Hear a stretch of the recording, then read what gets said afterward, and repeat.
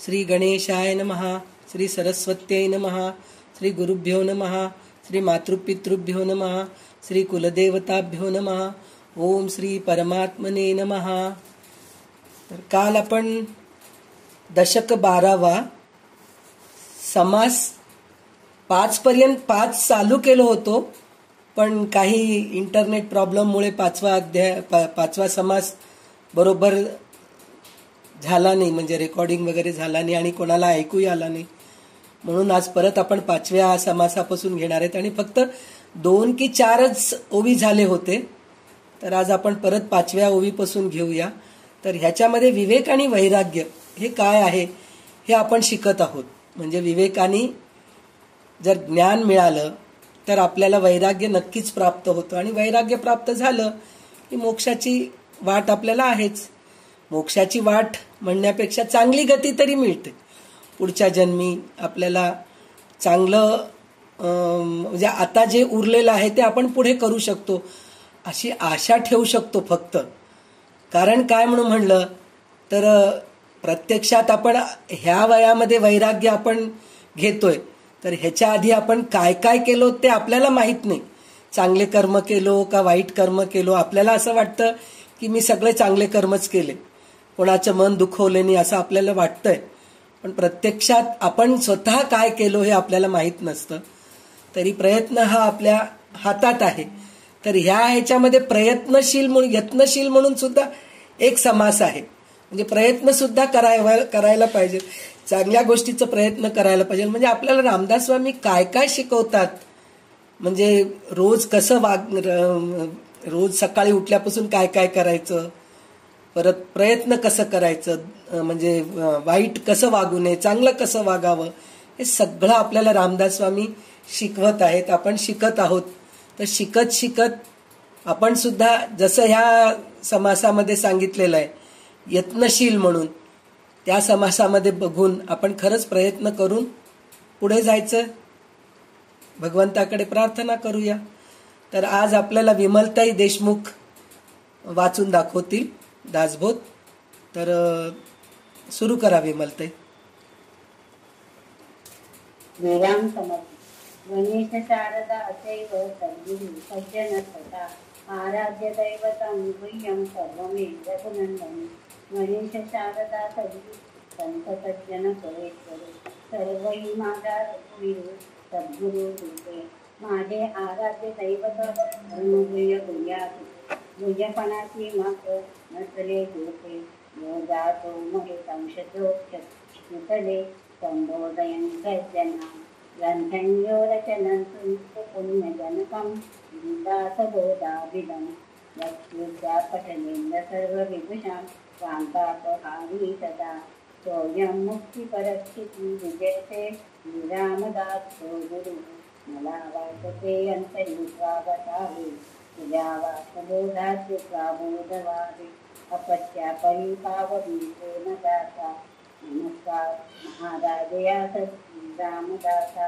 ब्रह्मानंदं परमसुखदं केवलं ज्ञानमूर्तिं द्वन्द्वातीतं गगनसदृशं तत्त्वमस्यादिलक्ष्यम् एकं नित्यं विमलमचलं सर्वधी साक्षिभूतं भावातीतं त्रिगुणरहितं सद्गुरुतं नमामि. गुरुर्ब्रह्मा गुरुर्विष्णु गुरुर्देवो महेश्वरः गुरुर्साक्षात् परब्रह्म तस्मै श्री गुरुवे नमः. अनेनप्रियतां देवो भगवान् जानकीपतिः श्रीरामचन्द्र पूर्वेषामस्माकं कुलदैवतं श्रोता वक्ता श्रीराम समर्थ. जय जय रघुवीर समर्थ. कारिके पूर्ण वैराग्याचे प्रतिष्ठापयी ज्ञान योगेश्वराचे कवी वाल्मिका तारिका मान्य ऐसा. नमस्कार माझा सद्गुरु रामदासा. जय जय रघुवीर समर्थ. दशक 12वा समास 5वा. आत्मनिवेदन. श्रीराम. रेखेचे गुंडाळे केले मातृकाक्षरी शब्द झाले. शब्द मिळवून चालले लोकगद्य प्रबंध. वेदशास्त्रे पुराणे नाना काव्ये निरूपणे. ग्रंथभेद अनुवादने तिथी म्हणून नाना विषयी नाना मते. पाहोदाता असंख्याते भाषा लिपी देत ते काय श्रीराम. कर्जरुचाची कीर्तती असे सर्व सबकी प्रसंगमाने समासपोटी बहुदानाने श्रीराम. नाना पदे नाना श्लोक नाना वेद नाना फलक नाना साख्या दोहरे अनेक नामाभिधाने श्रीराम. दफगाणे माची गाणे बंडू गाणे कथा गाणे नाना माने नाना सपने नाना केलं श्रीराम. ध्वनी घोष नादरेखा बहुभाषा मध्ये देखा वाचा रूप ऐका नाना वेद श्रीराम. उन्मेष पराध्वनी षष्टंती नाद मध्यमा शब्द चौथी कैखरी पासून उमटती नाना शब्द रचने श्रीराम. अकार उकार मकार अधमात्रांचे अंतर औतमात्रा तदनंतर 52 मातृका श्रीराम.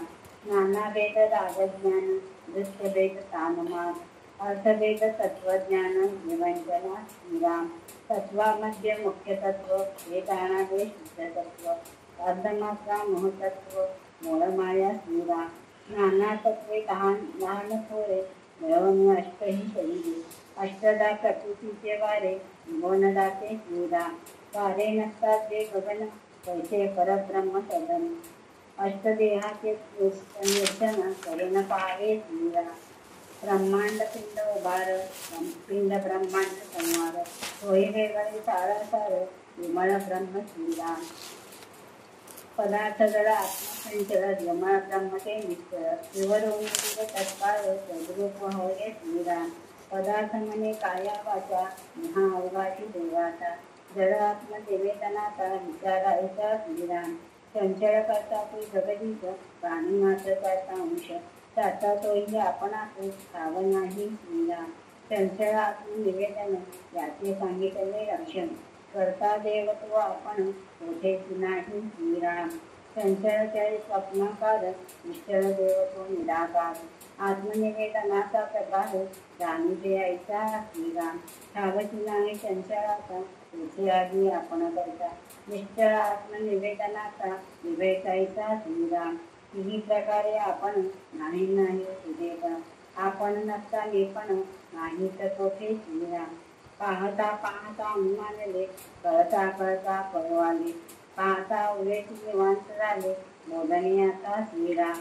तिथली दास बोधे शिष्ट संवादे आत्मनिवेदन नाम समाजशास्त्र श्रीराम. तर इथे आत्मनिवेदन म्हणून सांगितलेलं आहे. तर हे आत्मनिवेदन मध्ये आपल्याला पुन्हा पुन्हा म्हणलं तर इथं वेद काय आहे, 4 वेद काय आहेत, 4 वाणी काय आहेत हे कळून घेऊन ते आपल्या आत्म्यामध्ये साठवून ठेवून भगवंत काय आहे हे कळून घेणं हे आपल्याला सांगितलेत ह्या समासामध्ये रामदास स्वामी. तर सुरुवातीला त्यांनी काय सांगितलंय म्हणजे अक्षर कसे निर्माण झाले. तर वेडेवाकडे वेडेवाकडे रेषानी म्हणले ते म्हणजे उभी आडवी गोल किंवा असं पाऊस पडल्यासारखं स्लॅन्टिंग वगैरे म्हणतो ना आपण तसं. तर आजकाल मुलांना ते शिकवायला लागलेत. Slanting line, standing line, sleeping line, round line असं सगळं आपल्याला शिकवतात. पण हे आपल्याला पहिलेच माहित आहे. आता हे मुलांना इंग्लिश लोक शिकवायला लागलेत, सगळं करायला लागलेत, पण हे आपल्याला पहिल्यापासूनच माहित आहे. तर वेड्या वाकड्या काढल्या की अक्षरे निर्माण होतात आणि अक्षर तयार झालं की एकत्र केलं की काय होतं, श्लोक निर्माण होतात, गद्य निर्माण होतात. म्हणजे जे लिखाण आहे गोष्टीरूपी म्हणा किंवा पॅरेग्राफ जे असं आपण लिहितो ते तयार होतं. त्याच्यामध्ये परत गाणे पण तयार होतात, प्रबंध तयार होतात. ते सगळं झाल्यानंतर मग ते झाल्यानंतर वेद, शास्त्रे, पुराणे, नाना प्रकारची काव्ये, निरूपणे असे ग्रंथ पुष्कळ निर्माण होतात. ते पुष्कळ ग्रंथ काय काय आहेत ते आपल्याला आता माहीत आहेत, बऱ्याचशा गोष्टी माहीत आहेत, पण काही गोष्टी आपल्याला माहीत नसलेले सुद्धा आहेत. पण त्यातले त्यात आपल्याला उपनिषद, दशोपनिषद, पुन्हा काय म्हणतात आपले रामायण, महाभारत, भागवत आणि आता हे संतांचे जे आहेत ना आपल्या ह्याच्यामध्ये तुकारामांच्या अभंगवाणी, ज्ञानेश्वरांची ज्ञानेश्वरी, रामदासांची दासबोध असे बरेच ग्रंथ, पुन्हा सगळ्या संत सत्पुरुषांचे चरित्र असे कितीतरी ग्रंथ आहेत आपल्याजवळ. तर त्यातलं त्यात आपल्याला ह्याच्यात काय आहे, वेदामध्ये काय आहे हे थोडक्यात त्यांनी समजून सांगितलेलं आहे. तर त्याच्यामध्ये काय सांगितले, पहिले काय सांगितले, 4 वेद आहेत म्हणून सांगितलेत. 4 वेद कोणचे, ऋग्वेद, यजुर्वेद, सामवेद आणि अथर्ववेद. या वेदामध्ये स्तोत्र, मंत्र, धार्मिक विधी आणि तात्विक ज्ञानाचा समावेश आहे. म्हणजे ह्या 4 वेदांमध्येच आपल्याला सगळं काही मिळून जातं, पण ते वाचणं आपल्याला खूप कठीण आहे. तर त्याच्यासाठी म्हणूनच आपल्याला एक एक हे घेतलेलं आहे, काय म्हणतात ते, आता गीता म्हणून त्यातलं त्यात सोपं आपल्याला गीता झाले, मग भागवत झाले, मग दासबोध म्हणा, ज्ञानेश्वरी म्हणा, असं आपण एक एक ग्रंथ घेत घेत घेत आपल्याला थोडंसं आत्मज्ञान मिळायला लागले थोडंसं. तर त्याच्यामध्ये तर ह्या 4 वेदांमध्ये काय आहे म्हणून म्हणलं तर यात ऋग्वेदमध्ये काय आहे म्हणून सांगितलंय, तर ऋग्वेदामध्ये देवाची स्तुती आहे. देवाला स्तुती करून देवाला आवाहन करू शकतो. हे जे जे देवाला आवाहन करायचे जे स्तोत्र आहेत, स्तुती आहे, श्लोक आहेत, हे सगळे ऋग्वेदामध्ये आहेत म्हणून सांगितलेलं आहे. आणि यजुर्वेदामध्ये काय आहे म्हणलं तर या वेदामध्ये यज्ञ आणि धार्मिक विधीसाठी असलेल्या मंत्रांचा समावेश आहे.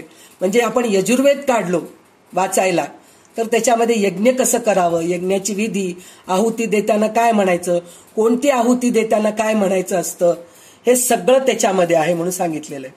आणि त्याच्यानंतर सामवेद, यामध्ये मुख्य संगीत आणि स्तोत्रे आहेत.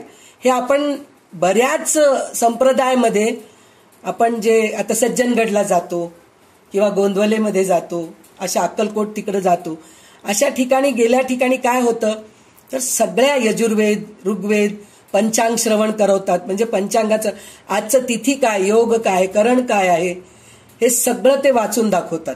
एक हे झालं की मग ऋग्वेद म्हणून म्हणलं की स्तुती, देवाची स्तुती करतात. यजुर्वेद म्हणून म्हणलं तर यज्ञाला यज्ञामध्ये जे मंत्र म्हणतात ते म्हणून दाखवतात. आणि सामवेदाचं आता आम्ही हे करतोय म्हणून सांगतात. तर सामवेद म्हणून म्हणलं की मग गाणे सुरू होतात, गाणे म्हणायला सुरू करतात. म्हणजे सेवा अर्पण करणं भगवंताला. यजुर्वेदाची सेवा, ऋग्वेदाची सेवा, सामवेदाची सेवा, असं सगळं करतात. आणि अथर्ववेद, हे अथर्ववेद यात काय आहे म्हणजे आपल्या दुखण्यांवरती, म्हणजे वैद्य जे मंत्रांनी, म्हणजे आजकाल सगळे आपण औषधं घेतो. कसं औषधं घेतोय की गोळ्या घेतो, टॉनिक घेतो, अशा इंजेक्शन्स वगैरे घेतो किंवा सलाईनमध्ये डायरेक्ट आपल्या नसांमध्ये औषधं घालतात. अशा प्रकारची औषधं आता उपलब्ध आहेत. पण पहिल्या काळामध्ये आपल्या पूर्वजांमध्ये मंत्रविधीने रोग कमी करायचे. तर ते सगळे जे मंत्र आहेत की नाही ते ह्या अथर्ववेदामध्ये आहे. आणि आपल्याला अजूनही माहीत आहे की काही ठिकाणी काही जुने आजी आजोबा आपले किंवा काका काकू असे आहेत, असतीलही अजूनही बऱ्याच लोकांच्याकडे. आणि आपल्यापैकी कोणालाही माहीत असेल, दृष्ट काढायचं असलं तर काही मंत्र म्हणतात, काहीतरी विंचू चावलं तर मंत्र म्हणून त्याचं विष उतरवतात, साप चावलं तर त्याचं मंत्र म्हणून विष उतरवतात. तर ह्या सगळ्या गोष्टी ज्या मंत्र आहेत ते सगळं अथर्ववेदमध्ये आहे. आणि हे खरं म्हणजे थर्व म्हणजे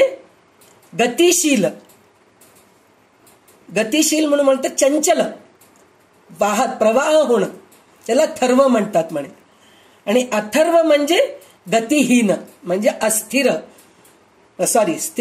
जे स्थिर असतं, अचल असतं, आढळ असतं, अक्षर असतं, त्याचं ज्ञान देणारं जे आहे ना ते अथर्ववेदामध्ये आहे म्हणून सांगितलंय.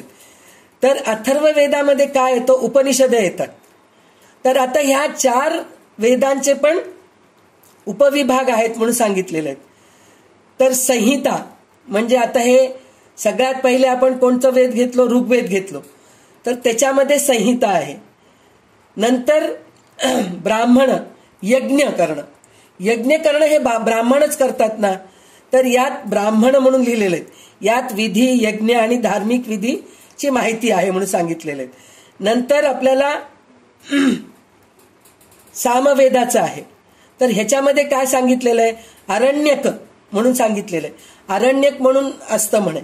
तर त्याच्यामध्ये आरण्यकचं खरं अर्थ काय आहे म्हणून म्हणलं तर सुपीकता, विपुलता, भरपूर प्रमाणात असणे, हिरवळ, म्हणजे हे सामवेदाचं जर आपण पठण केलो तर आपल्या आयुष्यामध्ये पण सुपीकता येते, विपुलता येते, भरपूर प्रमाणात जे आपल्याला पाहिजे ते मिळतं, हिरवळ असतं. हिरवळ येणं म्हणजे किती आनंद वाटतं की नाही आपल्याला, हिरवळ बघितलं की किती छान वाटतं. तर त्याप्रमाणेच तर हिरवळ, तर त्याला आरण्यक आहे म्हणून सांगितले सामवेदामध्ये. आणि यात ध्यान, तत्वज्ञान आणि आध्यात्मिक ज्ञानाची माहिती आहे म्हणून सांगितले. आणि सगळ्यात शेवटी काय आहे, अथर्ववेद म्हणून सांगितले. तर ह्या अथर्ववेदामध्ये अथर्ववेदाचं जे काय म्हणतात उपविभाग जे आहे ते उपनिषद आहेत. म्हणजे आपण वेद वाचू शकत नाहीत तर उपनिषद वाचून आपण वेद कळून घेऊ शकतो असं आपल्याला इथं सांगितलेलं आहे. तर आपल्याला रामदास स्वामींनी हे सगळं आपल्याला सांगितलेलं आहे. आणि त्यातलं त्यात सामवेदामध्ये जे आहेत ते त्यांनी काय काय सांगितलेत, नाना प्रकारची पदे, श्लोके, म्हणजे आपल्याला हे नावं सुद्धा माहित नाहीत. आपण त्या ज्ञानामध्ये पंडित नाहीतच. म्हणजे गीतशास्त्रामध्ये, संगीतशास्त्रामध्ये आपल्याला काहीच माहित नाही. पण त्यांनी ते म्हणजे रामदास स्वामींना कशा कशाचं ज्ञान होतं हे आपण बघायला पाहिजे. आपल्याला वाटतं की मला सगळं काही ज्ञान आहे, हे जर ग्रंथ वाचू लागलो तर आपण ह्याच्यात कुठंच बसत नाही, कशाचंच ज्ञान नाहीये आपल्याला. पण त्याच्यामध्ये त्यांनी आपल्याला सामवेदाचं कसं सांगितलेत, नाना प्रकारची श्लोक, पदे, बीर, कडक, साख्या, दोहे, म्हणजे हिंदीच्या ह्याच्यामध्ये बघा हनुमान चालिसा आहे, सुंदरकांड वगैरे असतात ना, कबीरचे दोहे, हे सगळे हे सामगांमध्येच येतात. असे काव्य प्रकारे आहेत. शिवाय डफगाणे म्हणजे डफली वाजवत गाणं म्हणणं, माची गाणे, दिंडी गाणे, कथा गाणे, अनेक माने, अनेक उपकथा, अनेक खेळ, असे गाण्यांचे प्रकार आहेत. आपण अनेक खेळ म्हणून जे सांगितलेले आहेत तर आपण ते मंगळागौरीची खेळ बोडण करतो, नवरात्रामध्ये गाणं म्हणत खेळतो, नागपंचमीच्या वेळेस गाणं म्हणत खेळतो. हे सगळं खेळ गाणे आहेत. हे सगळे अनेक खेळ असे गाण्यांचे प्रकार आहेत. ध्वनी, घोष, नाद, रेखा असे 4 प्रकारचे वाणी आढळतात. आता आपल्या वाणींची रूपे ऐकावं म्हणून म्हणतायत. तर वाणींची रूपं कोणचे आहेत, परा, पश्यंती, मध्यमा, वैखरी, हे 4 सांगितलेले आहेत. परा म्हणजे बेंबीपासून बोलणं, म्हणजे आपण म्हणतो ना, काय किती जोराने बोलतीस गाणी, किती कळकळीने बोलतो आपण, काही गोष्टी सांगायचंय. आता बऱ्याच प्रवचनकारांच्या बद्दल आपण बघतो तर सुरुवातीला खूप शांतपणे बोलायला सुरू करतात, जे स्तोत्र म्हणायचं. म्हणजे आता सुरुवातीला गणपतीचं स्तुती करणं, सरस्वतीची स्तुती करणं, परत गुरुची स्तुती करणं, कुलदेवताची स्तुती करणं, आई वडिलांची, म्हणजे हे सगळं हळूहळू हळूहळू आवाजामध्ये बोलतात. पण जेव्हा जे मुख्य आता भागवत सांगताना कृष्णाच्या बद्दल सांगायचंय किंवा एखादी कथा रंगवून सांगायचंय त्यावेळेस ते बेंबीपासून बोलतात पहा. म्हणजे इतक्या कळकळीने सांगतात की आपल्याला ते असं ऐकावं वाटतं. म्हणजे त्यांना तितकं उत्साह येतं ते. तर ते बेंबीपासून म्हणतात. तर ते बेंबीपासून जे बोलणं असतं त्याला परापासून बोलणं म्हणून म्हणतात. मग नंतर परा पश्यंती म्हणजे हृदयापासून बोलणं हे आहे. तर हे हृदयापासून बोलणारं काय आहे, पश्यंती ही ध्वनिरूपी आहे म्हणून म्हणलेलं आहे. मध्यमा नादरूपी आहे. मध्यमा म्हणजे कंठापासून बोलणं. आपण रोज बोलतो ते कंठातूनच बोलतो, म्हणजे कंठापासून जे बोलतो ते मध्यमापासून बोलतो म्हणल्यासारखं आहे. आणि शेवटी जे आहे ते वैखरी.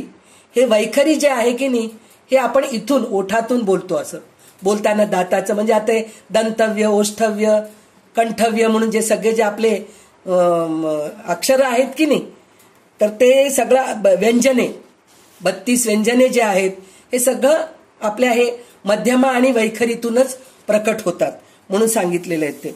तर अशा ह्याच्यातून बाहेर पडतात. म्हणजे हे 4 वाणीतून बाहेर पडतं. परा, पश्यंती, मध्यमा, वैखरीतून आपले शब्द बाहेर पडतात म्हणून सांगितलेत. आणि त्याच्यातच अकार, उकार आणि मकार या 3 मात्रा आणि ओंकारावरील चंद्रबिंदू ही अर्धमात्रा मिळून 3.5 मात्रा होतात. या ओंकारामधूनच 16 स्वर आणि 32 व्यंजने मिळून एकंदर 52 अक्षरे निर्माण होतात म्हणून सांगितलेलं आहे.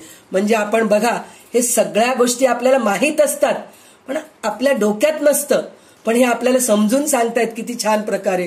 म्हणजे 16 व्यंजने आहेत, अ आ इ ई उ ऊ रु रु लु लु ए ए ए आई ओ औ अम आ, हे 16 व्यंजन झाले. आणि 16 स्वर झाले. आणि 32 व्यंजने कोणचे आहेत? क ख क ख ग घ ङ च च ज ज य ट ठ ड ढ न त थ द ध न प प ब ब म, असं हे जे आहेत हे सगळे व्यंजन आहेत. तर ह्याच्यातूनच सगळे गाणी निर्माण होतात, गद्य निर्माण होतात, त्या गाण्यातून नृत्य निर्माण होतं. हे सगळं काही ह्याच्यातूनच निर्माण होतं. म्हणजे हे सगळं कळून घेणं म्हणजेच आत्मनिवेदन आहे असं सांगितलेलं आहे. तर आणि ह्याच्यानंतर काय म्हणले? शुद्ध सत्व हे सर्व तत्वांमध्ये मुख्य तत्व आहे, त्यालाच अर्धमात्रा म्हणतात म्हणून सांगितलेलं आहे. आणि मूळ माया पण म्हणतात त्याला.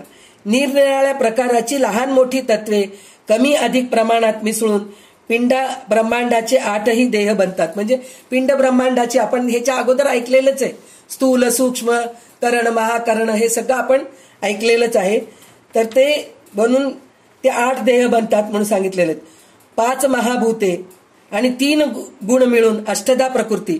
पंचमहाभूते कोणचे आहेत? पृथ्वी, आप, तेज, वायू, आकाश. आणि 3 गुण म्हणजे सत्वरजगण, सत्वरज तम, हे 3 गुण मिळून अष्टधा प्रकृती निर्माण होते म्हणून सांगितलेले आहेत. तर हे सगळं आपल्याला कळून घेणं जरुरी आहे. म्हणजे हे कळाल्यानंतरच आपण, म्हणजे हे पंचमहाभूते काय आहेत आणि हे 3 गुण काय आहे हे कळालं तरच आपलं शरीर काय आणि आपलं गुण काय हे आपल्याला कळून चुकतं. म्हणून हे पहिले आपल्याला हे कळून घ्यावं म्हणून सांगितलेलं आहे. आणि त्याच्यानंतर त्यांनी काय सांगितले?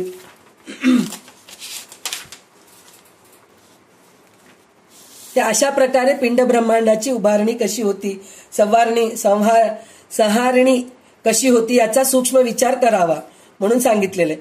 मग त्याच्यानंतर त्यांनी काय सांगितलेलं आहे की या दृश्य विश्वामध्ये कितीतरी प्रकारचे भेद आढळतात.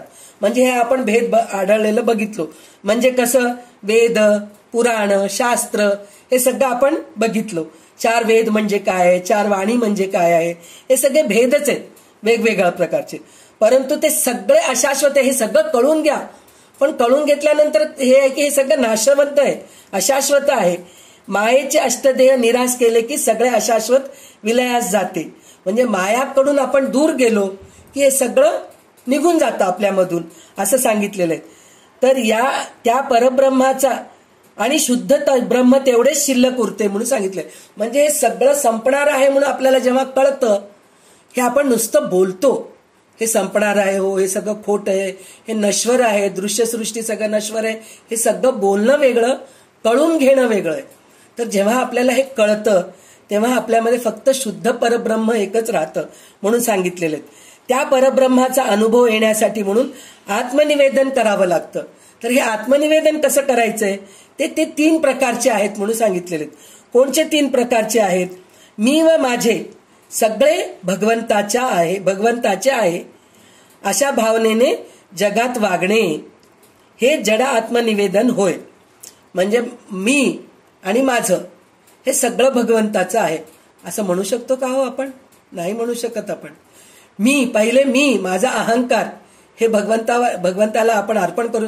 गोंधवले स्वामींनी जे मानसपूजा लिहिलेलं आहे त्याच्यामध्ये त्यांनी कसं सांगितलंय? अहंकाराचा तुरा म्हणजे मुकुट केलाय, मग अभिमानाचा मी त्याच्यावर तुरा लावलाय, हे सगळं म्हणून हे त्यांनी समर्पण केलेलं आहे.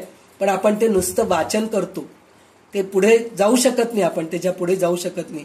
हे जड निवेदन आहे म्हणून सांगितलेलं आहे. आत्मनिवेदनामध्ये मी व माझे सगळे भगवंताचे आहे हे आत्मनिवेदन करायला पाहिजे. म्हणजे आतापर्यंत आपण हे सगळं अष्टधा प्रकृती म्हणजे काय, 4 वेद काय, 4 वाणी म्हणजे काय, हे सगळं आपण माहीत करून घेतलो. पण हे सगळं नश्वर आहे. हे नश्वर आहे म्हणून माहीत झाल्यानंतर आपण भगवंतासमोर काय आत्मनिवेदन करायचं? तर पहिलं निवेदन जे आहे, मी व माझे सगळे भगवंताचे आहे. आणि दुसरं काय आहे? अंतरात्मा जगदीश सर्व ठिकाणी व्यापून आहे. खरा करता तोच आहे. प्रत्येक जीव त्याच्याच अंश आहे. प्रत्येक वस्तूत, घटनेत आणि प्राण्यात अर्थात स्वतःमध्ये सुद्धा अंतरात्म्याची, अस्तित्वाची, सत्तेची जाणीव ठेवून वागणे हे चंचल आत्मनिवेदन होय. म्हणजे सगळ्या प्राणीमात्रांमध्ये, सगळ्या सृष्टीमध्ये भगवंत आहे हे आपण ध्यान ठेवायला पाहिजे. म्हणजे ह्याच्या अगोदर मी सांगितले होते तुम्हाला की सगळ्यामध्ये देव आहे हे कसं आपण पाहू शकतो म्हणलं तर एकच, मला जे त्रास होतंय त्या गोष्टींनी मी दुसऱ्यांना ते देऊ नये त्रास, आणि ज्या गोष्टींनी मला आनंद होतोय ते आनंद आपण दुसऱ्यांना द्यायचा प्रयत्न करणं, हेच सगळ्यामध्ये भगवंत आहे हे बघणं जमू शकतं. असं जर करत गेलो आपण तर सगळ्यामध्ये भगवंत आहे, सगळ्या सृष्टीमध्ये, सगळ्या प्राणीपात्रामध्ये भगवंत आहे हे आपण कळून घेऊ शकतो. आणि तिसरं काय आहे, माया निर्मिती चंचल आहे. सगळे स्वप्नाकार असून ते दिसत असले तरी खऱ्या अर्थाने नाही, अर्थात मी देखील नाही, म्हणजे माझे शरीर सुद्धा नाही. अशा रीतीने मी नाहीसा होऊन निराकार व निश्चल पर ब्रह्माशी तदाकार होणे यास निश्चळ आत्मनिवेदन म्हणतात. साधकाने जड आत्मनिवेदनापासून आरंभ करून अखेर निश्चल आत्मनिवेदनापर्यंत स्वतः विलीन व्हायचे असते. म्हणजे आपल्याला तर आत्मनिवेदन करून त्याप्रमाणे वागून आपण भगवंतामध्ये विलीन व्हायचं प्रयत्न करावं, असं ह्या आत्मनिवेदनामध्ये रामदास स्वामींनी आपल्याला सांगितलेलं आहे. तर परत एकदा मी हे आत्मनिवेदन 3 प्रकार जे आहेत ते ओळीने हे करून दाखवते. मी व माझे सगळे भगवंताचे आहे हे पहिलं आत्मनिवेदन आहे. दुसरं आत्मनिवेदन काय आहे, सगळ्या अंतरात्मा, सगळ्या जगदीश सर्व ठिकाणी व्यापून आहे हे कळून घ्यावं. आणि तिसरं जे आहे, माया निर्मिती सगळे चंचल स्वप्नकार असून ते दिसत असले तरी खऱ्या अर्थाने नाही हे समजून घेणंच आत्मनिवेदन आहे, असं आपल्याला रामदास स्वामी ह्या आत्मनिवेदनाच्या समासामध्ये आपल्याला कळून देईल, समजून सांगितलेलं आहे. तर आपण ह्या गोष्टीचा प्रयत्न करायलाच पाहिजे. मी आणि माझे सगळे भगवंताचे आहे. म्हणजे आपण काय करतो, मी माझे म्हणजे हे माझं वस्तू आहे, मी कोणाला देणार नाही हे आपण ठरवून घेऊन बसलेला असतो. तर हे माझं नाहीच आहे, भगवंताचं आहे. तेरा तुझको अर्पण हे आपल्याला करता यायला पाहिजे. म्हणजे आपल्याला जे मिळालंय ते आपण दुसऱ्यांना वाटायचा प्रयत्न करायला पाहिजे. मग तो पैसा राहू दे, अन्न राहू दे, ज्ञान राहू दे. तर ह्याच्यामध्ये जसं अन्न आपल्याजवळ भरपूर आहे म्हणून खूप खात बसलो तर पोट खराब होतं. पैसा खूप आहे आपणच वापरत बसलो तर आपले मुलं बिघडतात. म्हणजे आपणच वापरत बसलो म्हणजे आपल्या संसारासाठी जर आपण वापरत बसलो तर आपले मुलं बिघडतात. माझ्या आईवडिलांकडे भरपूर पैसा आहे, मला काय कमी आहे, मला काही करायची गरजच नाही म्हणून ते आळशी बनतात. त्याचप्रमाणे ज्ञान सुद्धा वाटणं, मला भरपूर ज्ञान मिळालंय ते ज्ञान मी दुसऱ्यांना वाटायचा प्रयत्न करायला पाहिजे. तर हेच मी व माझे सगळं भगवंताचं आहे हे समजणं आहे. तर अशा प्रकारे आपण वागायला पाहिजे. नंतर परत आपण तेच म्हणलो, सगळ्या ठिकाणी भगवंत व्यापून आहे म्हणून म्हणलं, तर भगवंत व्यापून आहे म्हणून म्हणलं तर एका वस्तूला जर आपण त्रास दिलो तर ते त्रास आपल्याला कसं होतं ते समोरच्यालाही होतं, ह्याची जाणीव ठेवून आपण जे वागणं आहे त्यालाच सगळ्या ठिकाणी भगवंत आहे, जगदीश व्यापून आहे म्हणून समजून घेणं हे दुसरं झालं. नंतर सगळ्यात शेवटचं म्हणून म्हणलं तर हे दृश्य सृष्टी, माझं शरीर, माझं देह, मी, माझे नातेवाईक सगळे हे नाशवंत आहेत.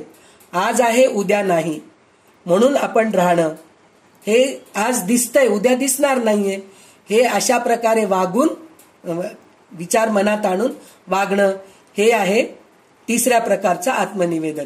तर ह्या तिन्ही प्रकारचं आत्मनिवेदन करायचं आपण. सगळ्यात पहिले मी व माझे भगवंताचे आहे इथून सुरुवात करूया आपण. तर मग नंतर सगळ्या ठिकाणी भगवंत आहे आपल्याला दिसतं. मग त्याच्यानंतर आपल्याला काय होतं, हे सगळं दृश्य सृष्टी जे आहे ते नाशवंत आहे हे कळून आपण त्याच्या नादी न लागता फक्त भगवंताचंच नामस्मरण करत, भगवंताचेच चिंतन करत, भगवंताचेच मनन करत आपण जगत राहिलो तर नक्कीच आपण निश्चल आत्मनिवेदनामध्ये स्वतः विलीन होतो, असा आपल्याला ठोक अनुभव आपल्याला रामदास स्वामींनी इथं सांगितलेला आहे. तर आता आपण पुढचा समास घेऊया. सृष्टिक्रम निरूपण म्हणून आहे, ते आता वाचा तुम्ही. समासावा सृष्टिक्रम निरूपण. श्रीराम. ब्रह्मनिर्माण निश्चळ शाश्वत सार अमळ विमळ अवकाश गम पोकळ गगन ऐसे श्रीराम. तयास करणी ना धरणी तयास जन्म ना मरणी तेथे जाणणी ना नेमणी ज्ञातुत श्रीराम. ते रचना ना सचेना ते होयना ना जाईना मायाचित निरंजना कारती नाही श्रीराम. पुढे संकल्प उठिता षड्गुणेश्वर बोलिले त्याला अधनारी नके स्वराला कोणी येथे श्रीराम. सर्वेश्वर सर्वज्ञ साक्षी भ्रष्टा ज्ञानगण परेश परमात्मा जगजीवन मूळ पुरुष श्रीराम. ते मूळ माया बहुकळी अधोमुखे गुण शोभिणी गुणत्रय तुझपासिनी निर्माण झाले श्रीराम. पुढे विष्णू झाला विमान जानकी कळा तत्वगुण जो करीत आहे पालन त्रैलोक्याचे श्रीराम. पुढे जाणीव नेणे व विश्रित ब्रह्मादाळा व नेमत त्याच्या गुणे उत्पत्ती होत भुवनत्रये श्रीराम. पुढे रुद्र तमोगुण सकळ संहाराचे कारण सकळ काही कर्तेपण तेथे आले श्रीराम. तेथून पुढे पंचभूते कावली कष्ट दशेचे अष्टदा प्रकृतीचे स्वरूप ते मोहित आहे श्रीराम. निश्चळित आचरण तेची वायूचे लक्षण पंचभूते आणि गुण सूक्ष्माष्टदा श्रीराम. आकाश म्हणजे अंतरात्मा सत्य पाहावा महिमा त्या आकाशापासून जन्मा वायू आला श्रीराम. तया वायूच्या दोन्ही स्वरूपा उष्ण शीतळा एका शीतळापासून तारा मिळंका जन्मदाता श्रीराम. उष्णापासून रविकणी विद्युलता आदी करून शीतळ उष्ण मिळवणी तेजदारे श्रीराम. तया तेजापासून झाले आप आवरण पृथ्वीचे रूप पुढेच औषधी अमृत निर्माण झाल्या श्रीराम. औषधीपासून नानारस नाना बीज अन्नरस चौद्यांची लक्ष्मी दोन्हीचा वास भूमंडळी श्रीराम. ऐशी झाली सृष्टी रचना विचारा आम्हाला पाहिजे म्हणा सत्य येणा अनुमाना कात्वगुणीचे श्रीराम. ऐसा झाला आकार येण्याची ज्ञाने संवाद सारा आकार विचार वासगुणीचे श्रीराम. जे येथून निर्माण झाले तेथे ती निमाळे येण्याची न्याये संवारले महाप्रळयी श्रीराम. आद्यमध्य अवसान हे शाश्वत निरंजन तेथे लावावे अनुसंधान जाणते तुळशी श्रीराम. होतदाते नाना रचना कळीते काहीच सजेना सारासार विचारणा व्याकरणे श्रीराम. दष्टा साक्षी अंतरात्मा सर्वत्र बोलती महिमा कधी हे सर्व साक्षीने अवस्थामा सत्य पाहावे श्रीराम. मुळापासून शेवटवणी अवधी मायेची भरोवणी नाना विद्या फळासनी तैमध्ये श्रीराम. जो उपाधीचा शेवट पावेल त्यास ब्रह्मा इथे वाटेल तो उपाधीमध्ये अडकेल त्यास कालिका कवल श्रीराम. विवेक प्रत्ययाची कामी पैसे घडतीला अनुमान भ्रमे सारा आसार विचारणी तेन संभ्रमे पाविले ब्रह्म श्रीराम. ब्रह्मांडीचे महाकारण हे मूळ माया दान अपूर्णास म्हणते ब्रह्मपूर्ण वेगळीन श्रीराम. सृष्टीमध्ये बहुजन एक भोगी देव नपासन एक विष्ठा टाकीची दान प्रत्यक्षाचा श्रीराम. ऐसे उदंड लोक असती आपण असं थोर म्हणती पण ते हृदयची जाणती सकळ काही श्रीराम. ऐसा आहे समाचार कारण पाहिजे विचार बहुतांच्या बोले हा संसार नाचू नये श्रीराम. पुस्तक ज्ञान निश्चय धरणे त्यांनी गुरु पासया करणे व्याकरण विवरणे आपल्या प्रत्यये श्रीराम. तो बहुतांच्या बोले लागला तो नेमस्त जाणावा बुराला एक साहेब नसता कोणाला मुशारा मागावा श्रीराम. श्री दास बोले गुरु शिष्य संवादे सृष्टीक्रमनिरूपण नाम समास हा संपन्न श्रीराम. तर ह्या सृष्टीक्रम निरूपण म्हणून सांगितलं. ह्याच्या अगोदर आपण ऐकलेलंच आहे हे सगळं, सृष्टीक्रम कसं झालेलं आहे. पुन्हा एकदा आपल्याला उजळणी आहे की सृष्टीक्रम कसं झालेलं आहे हे आपल्याला पुन्हा एकदा सांगितलेलं आहे. तर ह्याच्यात काय सांगितलेलं आहे, जे जे निर्माण होते ते सर्व नाशवंत असते. आपण जे आता पहिल्या ह्याच्यात बघितलो ना आत्मनिवेदनामध्ये, तर ते शेवटचं जे काही सांगितलेलं आहे, जे निर्माण झालेले ते सगळे नाशवंत आहेत हे आपल्याला कळलं आहे. तर हे सृष्टी कशी निर्माण झाली आणि सृष्टी कसं विलयास जाते हे पुन्हा एकदा आपल्याला नीट समजून सांगत आहेत. तर ते कसं सांगितलेलं आहे, तर जे जे निर्माण होते ते ते नाशवंत असते. शिवाय ज्या क्रमाने विश्व निर्माण होते त्याच्या उलट क्रमाने ते नाश पावते. परब्रह्म अत्यंत स्थिर आणि शाश्वत आहे. म्हणजे हे बाकीचे जे सृष्टी निर्माण झालेली आहे, विश्व निर्माण झालेले, ते सगळं विलयास जाते, लय होते, नाश पावते. हे सगळं अशाश्वत आहे, अस्थिर आहे म्हणून कळतं आपल्याला. आणि परब्रह्म मात्र अत्यंत स्थिर व शाश्वत आहे हे आपल्याला सांगितलेलं आहे या समासामध्ये. त्यामध्ये प्रथम संकल्प उदयाला आला म्हणून म्हणलं तर पहिले संकल्पच उदयाला आला म्हणून म्हणलं तर ब्रह्माने संकल्प. आपण सुद्धा पहा, कोणतं तरी कार्य करायचंय तर पहिले संकल्प करतो, म्हणजे पहिले डोक्यात विचार आणतो की आपल्याला एक सत्यनारायण कथा करायची आहे. तर आता पौर्णिमेला आपल्याला आता पौर्णिमा येते ना, त्या पौर्णिमेला आपण सत्यनारायण करूया बरं का. मग सत्यनारायण करण्यासाठी सगळ्यात पहिले काय लागतं, गुरुजी लागतात. तर मग गुरुजींना पहिले फोन करतो आपण, गुरुजी तुम्ही उपलब्ध आहात का कथा सांगण्यासाठी, पूजा करण्यासाठी, म्हणून त्यांना विचारतो. मग त्यांना विचारल्यानंतर मग आपल्याला किती लोकांना बोलवायचंय त्याचा विचार करतो. मग लोकांची संख्या जर जास्त झाली मग आपल्याला स्वयंपाकीला बोलवावं लागेल, केटरिंगला सांगावं लागेल. मग ते केटरिंगला बघतो. मग केटरिंगचं सगळं झालं मग आपल्याला घरामध्ये जागा पुरते का, मग आपल्या सोसायटीमध्ये काहीतरी क्लब हाऊस वगैरे आहे का, तिथं करूया का, नाहीतर आपल्या घरामध्ये आपण सत्यनारायणाची पूजा करू आणि क्लब हाऊसमध्ये जाऊन कुठेतरी जेवायला तिथं व्यवस्था करू. हे सगळं आपल्या संकल्पामध्ये चालू असतं.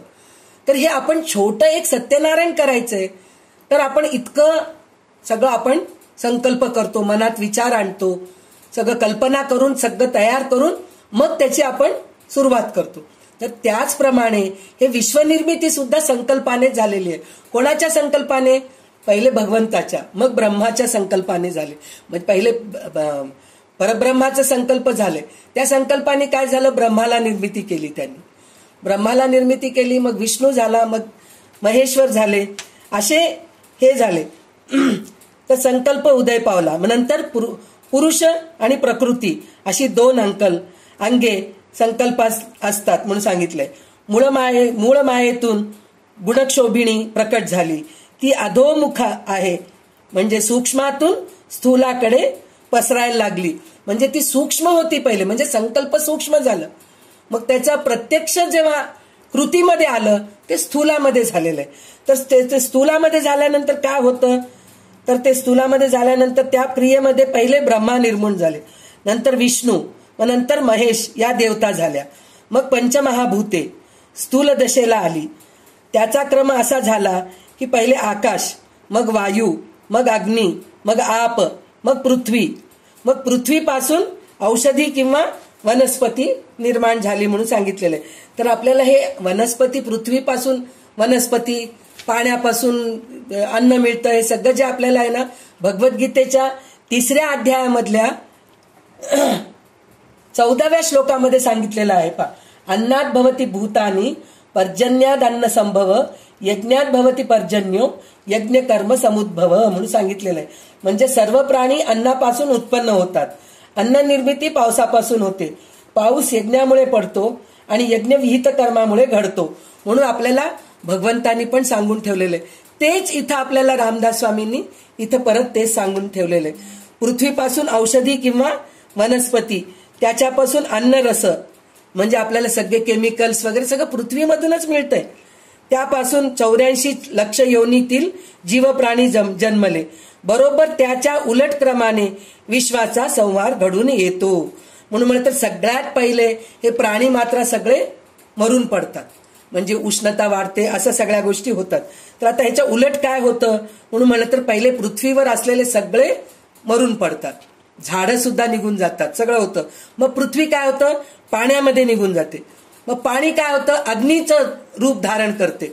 मग अग्नी काय होतं, वायूनी थंड होऊन वायू होऊन जातं.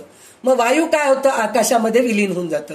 मग आकाश काय होतं, शेवटी परब्रह्मामध्ये विलीन. म्हणजे एक क्रम असं सगळं एका, म्हणजे जसं निर्माण होतं तसं विलय पण पावतं, हे आपल्याला सांगितलेलं आहे त्यांनी. त्याच्यानंतर शाश्वत निरंजन ब्रह्म आरंभापासून अखेरपर्यंत जसेच्या तसेच असतात म्हणून सांगितलेलं आहे. म्हणजे हे सगळं जरी विलयाला पावलं, सृष्टीक्रम सांगितल्यानंतर विलय पण झालं ना, पण ते सगळं विलयाला गेल्यानंतर सुद्धा शाश्वत निरंजन ब्रह्म आरंभापासून अखेरपर्यंत जसेच्या तसेच राहते. जो खरा जाणता आहे त्याने तेथे अनुसंधान लावावे. आपण जरी उपाधीपासून बाजूला सरलो तर मग हा सारा विश्वाचा पसारा भ्रमरूप अनुभवास येईल. पण असा अनुभव येण्यास पुस्तकी ज्ञान उपयोगी पडत नाही. म्हणून हे सगळं आपण वाचतो, ऐकतो, हे काही उपयोगाला येत नाही. हे स्वतः आपण विवेकाने समजून घ्यायला पाहिजे. त्याच्यासाठी काय करावं आपण, तर त्यासाठी गुरुमुखानेच श्रवण करावे लागते व समजून घ्यावे लागते. हे आपल्याला या सृष्टीक्रम निरूपण मध्ये आपल्याला रामदास स्वामींनी समजून सांगितलेलं आहे. आता विषय त्याग, म्हणजे हे सगळं झाल्यानंतर वैराग्य येण्यासाठी काय करायला पाहिजे, आपण विषय त्याग करायला पाहिजे. म्हणजे आपल्यामधल्या विषयांचा त्याग करायला पाहिजे. विषयांचा म्हणजे इंद्रिय सुखभोग, हे सगळं आपल्याला त्याग करायचंय. तर हे काय त्याग करायचंय हे आपल्याला विषय त्याग समासामध्ये 7व्या समासामध्ये आपल्याला कळणार आहे.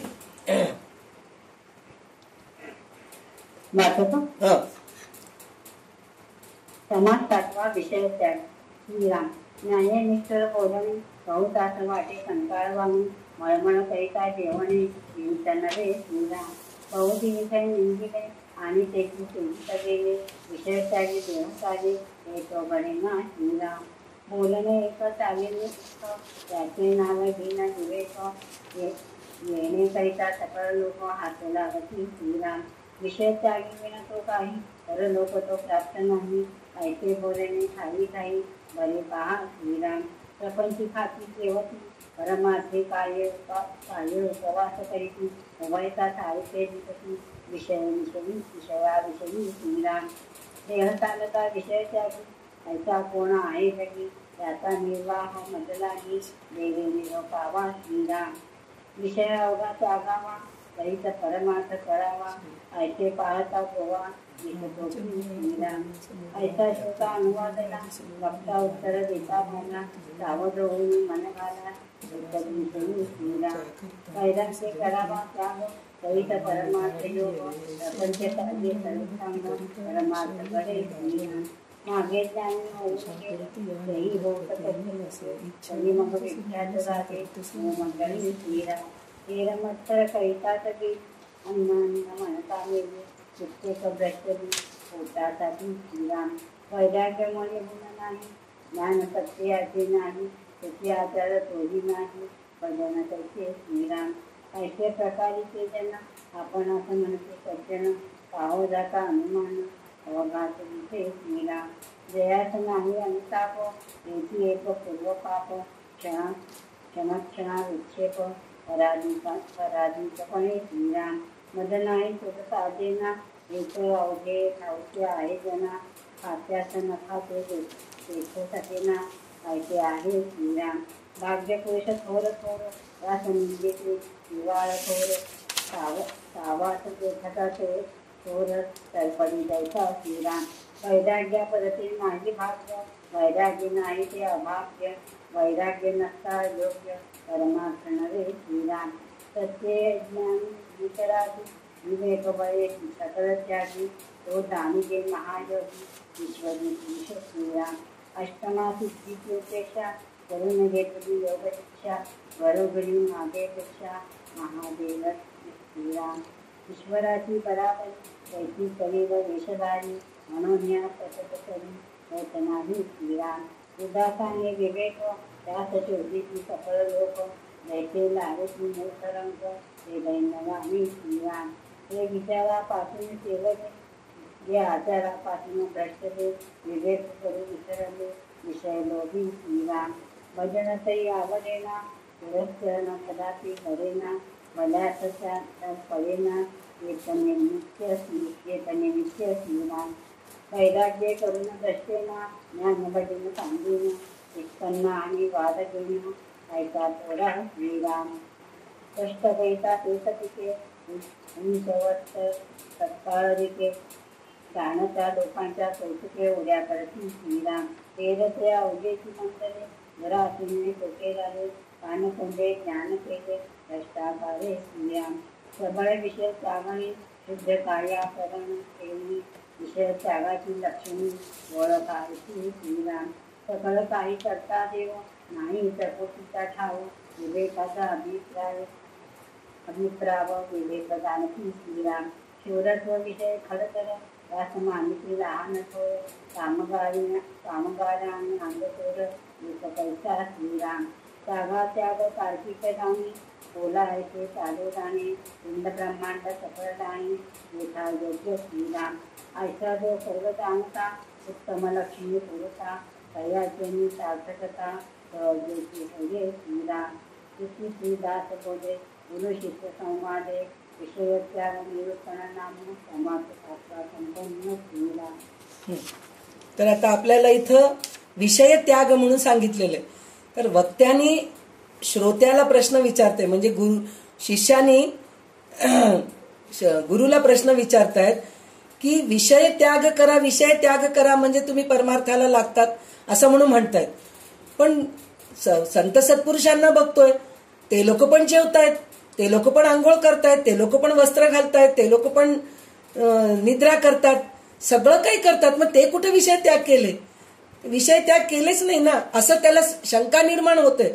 म्हणजे दोघं एकसारखंच दिसतो. आपण साधारण माणसं सुद्धा जेवतायत, झोपतायत, खातायत, पितायत, हे सगळं करतायत. संत पुरुष सुद्धा खातायत, पितायत, जेवतायत, भोगतायत, सगळं करतायत. मग यांच्या दोघांमध्ये फरक काय आहे आम्हाला कळत नाहीये. ह्याच्यामध्ये परमार्थ मग कुठून मी साधू? विषय त्याग करा म्हणून म्हणतायत तुम्ही. तर त्याच्यासाठी म्हणून रामदास स्वामी आपल्याला कसं सांगितलेलं आहे, विवेक वापरा. कुठं काय जास्त खावं, कुठं झोपा. आता झोपायचं, आता संत सत्पुरुष पण झोपतात, पण त्यांची झोप फक्त 4-5 तासाचीच असते. आपली 12 तासाची झोप असते साधारण माणसाचे. म्हणजे आम्ही पण झोपतो, ते पण झोपतात, असा आपल्याला प्रश्न निर्माण होतो. पण तसं नाहीये. तर तिथं ते देहसुख कुठपर्यंत घ्यावं हे विवेकाने समजून जर वागलो आपण तर नक्कीच आपल्याला परमार्थ साधतं, विषय त्याग होतो म्हणून आपल्याला सांगितलेलं आहे. तर त्या विषय त्यागाचा म्हणून म्हणलं तर काय, तर प्रापंचिक म्हणजे बाकीचे प्रापंचिक लोक आपापसात मत्सर करीत राहिले. काही अन्न दशा होऊन मरून पावले, काही पोटासाठी भ्रष्ट झाले. म्हणजे आता हे संत सत्पुरुष पोटापुरतच खातात, जेवढं पाहिजे तेवढंच खातात. पण आपल्यासारखे साधारण लोक अजून पाहिजे हाव घेऊन आपण भांडाभांडी करून, साधारण आपण एक प्रसादाच्या लाईनीमध्ये थांबलो, प्रसाद म्हणून एवढं घेऊन निघत नाहीत आपण. यथेच्छ पोटभर जेवण पाहिजे आपल्याला. दुसरा हो छान झालं, हो सांबार खूप छान झालं होतं म्हणून पुन्हा एकदा जाऊन त्या लाईनीमध्ये थांबून भांडण करून एक गुलाबजामुन देतात. खरं तर तिथं असतंच तेवढं बिचाऱ्यांजवळ, गुलाबजामुन म्हणा किंवा एखादे बुंदीचं लाडू म्हणा किंवा एखादं मैसूर पाक असं काहीतरी एखादं असतं. पण ते छान चविष्ट झालं म्हणून पुन्हा लाईनीमध्ये थांबतो. मग तिथे गेल्यानंतर तुम्ही अगोदर येऊन गेला होतात ना हो, पुन्हा कशाला आलात म्हणून ते लोक वाढणारे म्हणतात. कारण त्यांना तिथं वरचे लोक ताकीद देऊन ठेवलेले असतात की प्रत्येकाला एकच स्वीट द्या तुम्ही म्हणून. पण पुन्हा आपण नाही, मग ते लोक म्हणतात नाही हो एकच द्यायचे, नाही हो माझ्यासाठी नाही, माझ्या घरच्यासाठी प्रसाद घेऊन जायचे. अरे तू जे घेतलीस त्याच्यामधलंच थोडे घरी घेऊन जा ना. ही वृत्ती नाही, मला दिलेलं पहिले मी खाऊन घेईन, मग घरच्यासाठी पुन्हा भांडण करेन. म्हणजे अशी वृत्ती साधारण माणसाची असती असं आपल्याला रामदास स्वामी सांगतात. की ज्या लोकांना अंगचे खरे वैराग्य नाही, स्वतःच्या अनुभवाचे ज्ञान नाही, शुद्ध आचार नाही, भजन पूजन नाही, अशा प्रकारची माणसे सज्जन म्हणून मिरवतात. पुन्हा तिथं जाऊन हे सगळं झाल्यानंतर बघा हो ते वाढणारे पहा, त्यांच्या लोकांना मात्र भरपूर दिलेत, आपल्याला द्यायला म्हणलं तर भांडण करतात पहा. पुन्हा हे अशा गोष्टी करत असतात. पण खरे पाहिले तर हा सज्जनपणा काल्पनिक असतो, वास्तविक नसतो.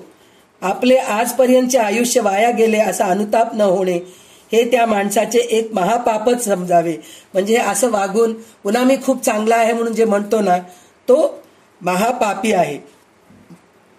तर त्याच्यामध्ये जे मला नाही ते तुलाही शोभत नाही हे मत्सराचा दृष्टिकोन सर्वांच्या परिचयाचाच आहे. तर आता ह्याच्यामध्ये हे षड्रिपू म्हणून जे आहेत की नाही आपल्यामधले, तर हे षड्रिपू काय आहेत, तर हे काम क्रोध लोभ मोह मद मत्सर हे आहे. तर हे विषय त्याग करायला पाहिजे. काम क्रोध लोभ मोह मद मत्सर हे 6 षड्रिपू जे आहेत ना ह्याचा आपण त्याग करायला पाहिजे. तर हे काय आहे, हे ह्याचा आपल्याला व्याख्या माहित आहे का हो? काम म्हणजे काय, क्रोध म्हणजे काय, लोभ म्हणजे काय, मोह म्हणजे काय, मद म्हणजे काय, मत्सर म्हणजे काय आपल्याला माहित आहे का? तर हे थोडंसं आपण कळून घेऊया. म्हणजे हे विषय त्याग करायचे म्हणून हे आपल्याला कळून घ्यायचंय. तर काम म्हणजे काय, इच्छा होणे, म्हणजे मला पाहिजे, मला ही वस्तू पाहिजे म्हणून हे काम आहे. त्याच्यानंतर क्रोध म्हणून आलेलं आहे. काम आलं की लगेच क्रोध येतो, ती मिळाली नाही म्हणजे क्रोध होतो आपल्याला, मिळालं नाही म्हणून म्हणलं की. मग ती मिळाली, अजून मिळावं म्हणलं तर मोह तिसरं. आणि चौथं जे आहे ते मद. मिळालं मलाच मिळालं, अहो मी तेवढ्या लाईनीमध्ये थांबले बघा, कोणालाच मिळालं नाही, मला एकटीलाच मिळालं हो, हे आपल्याला मद आहे. आणि त्याच्यानंतर मत्सर काय आहे, काय म्हणतो, अगं बाई तिच्याकडे पण आहे का, हे आपण असं म्हणलो ना मलाच मिळालं, पण समोरचे कोणीतरी म्हणले नाही हो मला पण मिळालं म्हणून जर मलाच मिळालं समजले होते मी, तिला पण मिळालं का, म्हणजे हे विचार करणं हे मत्सर आहे. म्हणजे या षड्रिपूंचा विषयाचा त्याग करायचंय आपल्याला.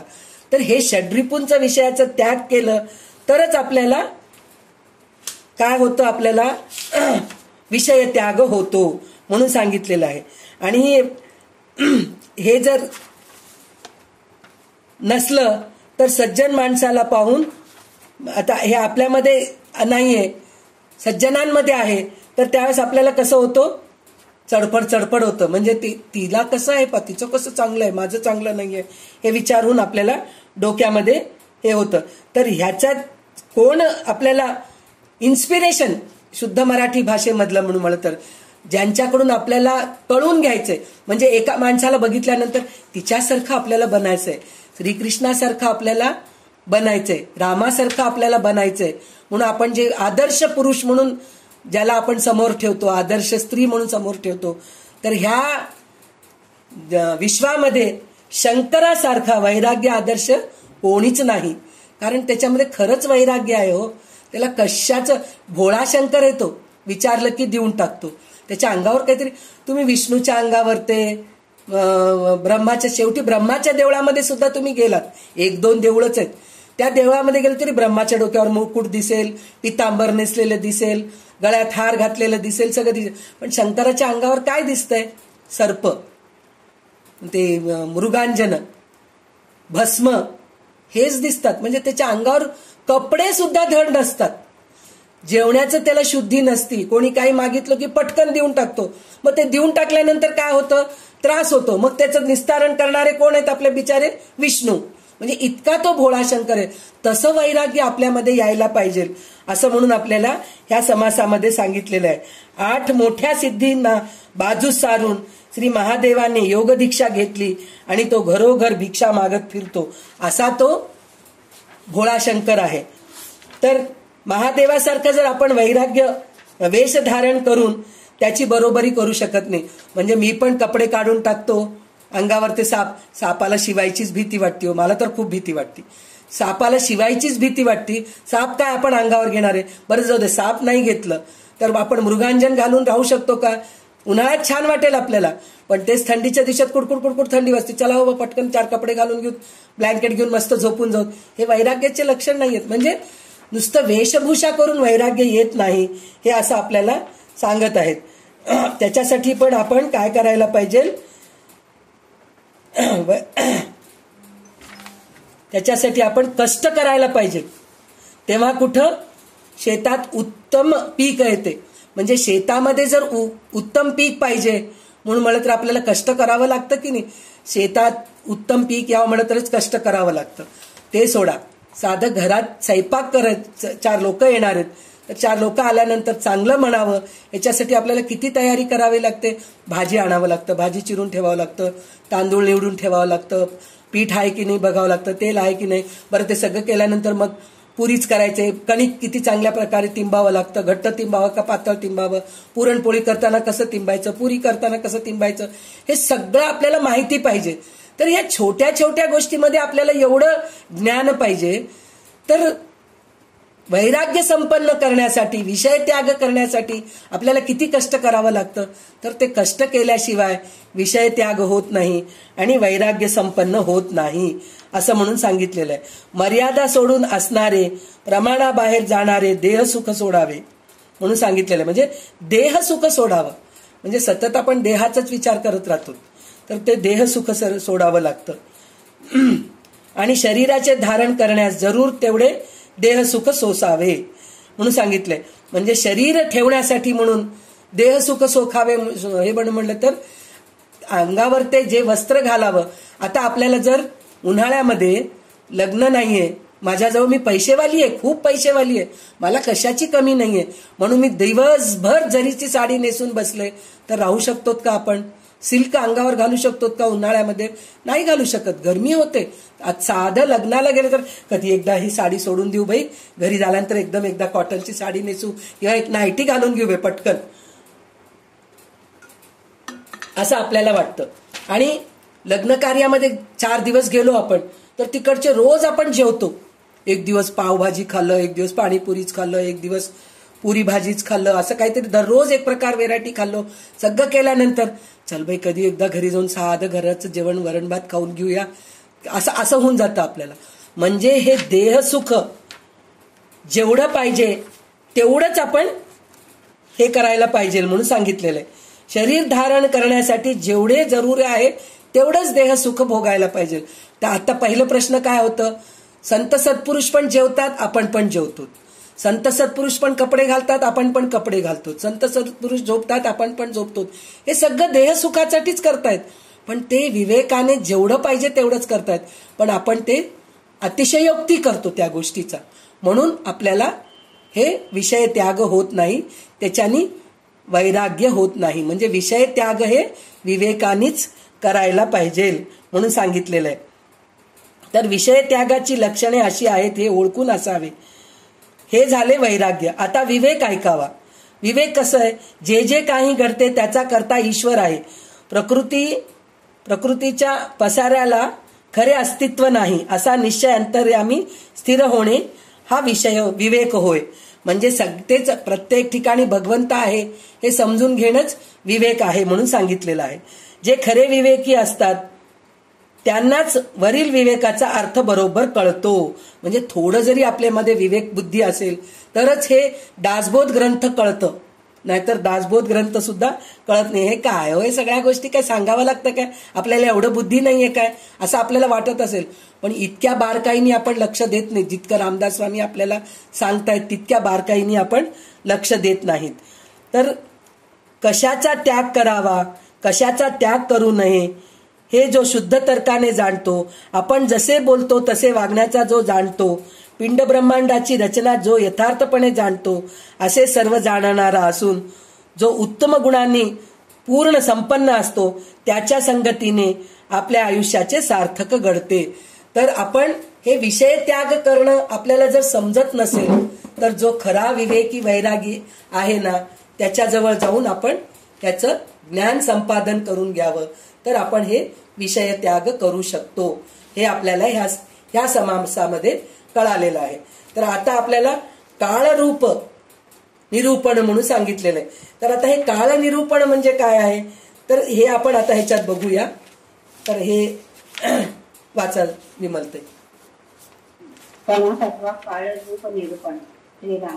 मूलमाया जगदीश्वर, पुढे अष्टदिका विस्तार, सृष्टीकरणे आकाराला श्रीराम. हे अवघेच नसता निर्मळ, जैसे गगन अंतराळ, निराकारी काळवेळ काहीच नाही श्रीराम. उपाधिचा विस्तार झाला, तेथे काळ दिसून आला, वेळविकाचा काळाला सावध नाही श्रीराम. एक चंचळ एक निश्चळ, या वेगळा तेथे काळ चंचळ आहे सावध काळ काळ आणणारे श्रीराम. आकाश म्हणजे अवकाश, अवकाश बोले जे विलंबास, त्या विलंब रूप काळास दानवने द्यावे श्रीराम. सूर्याकरिता विलंब करे, गणनाथ काळांचे आकळे, काळापासून निवळे युगपर्यंत श्रीराम. परगतिका प्रहर दिवस, अहोरात्र पक्षमास, चर्मास वय जुगास सावधाला श्रीराम. त्रेत द्वापार करी, संख्या चालली भूमंडळी, देवांचे आयुष्य आवरी शास्त्रे कधी श्रीराम. हे देवत्रयाची खटपट, कृष्णरूपे वेदगत, दंडक सांगितात पटपट, लोकांचा विषय श्रीराम. निश्चित केवळ निवडेना, तेने अत्यंत सृष्टीरचना, कोण थोर कोण साना, पैसा म्हणावा श्रीराम.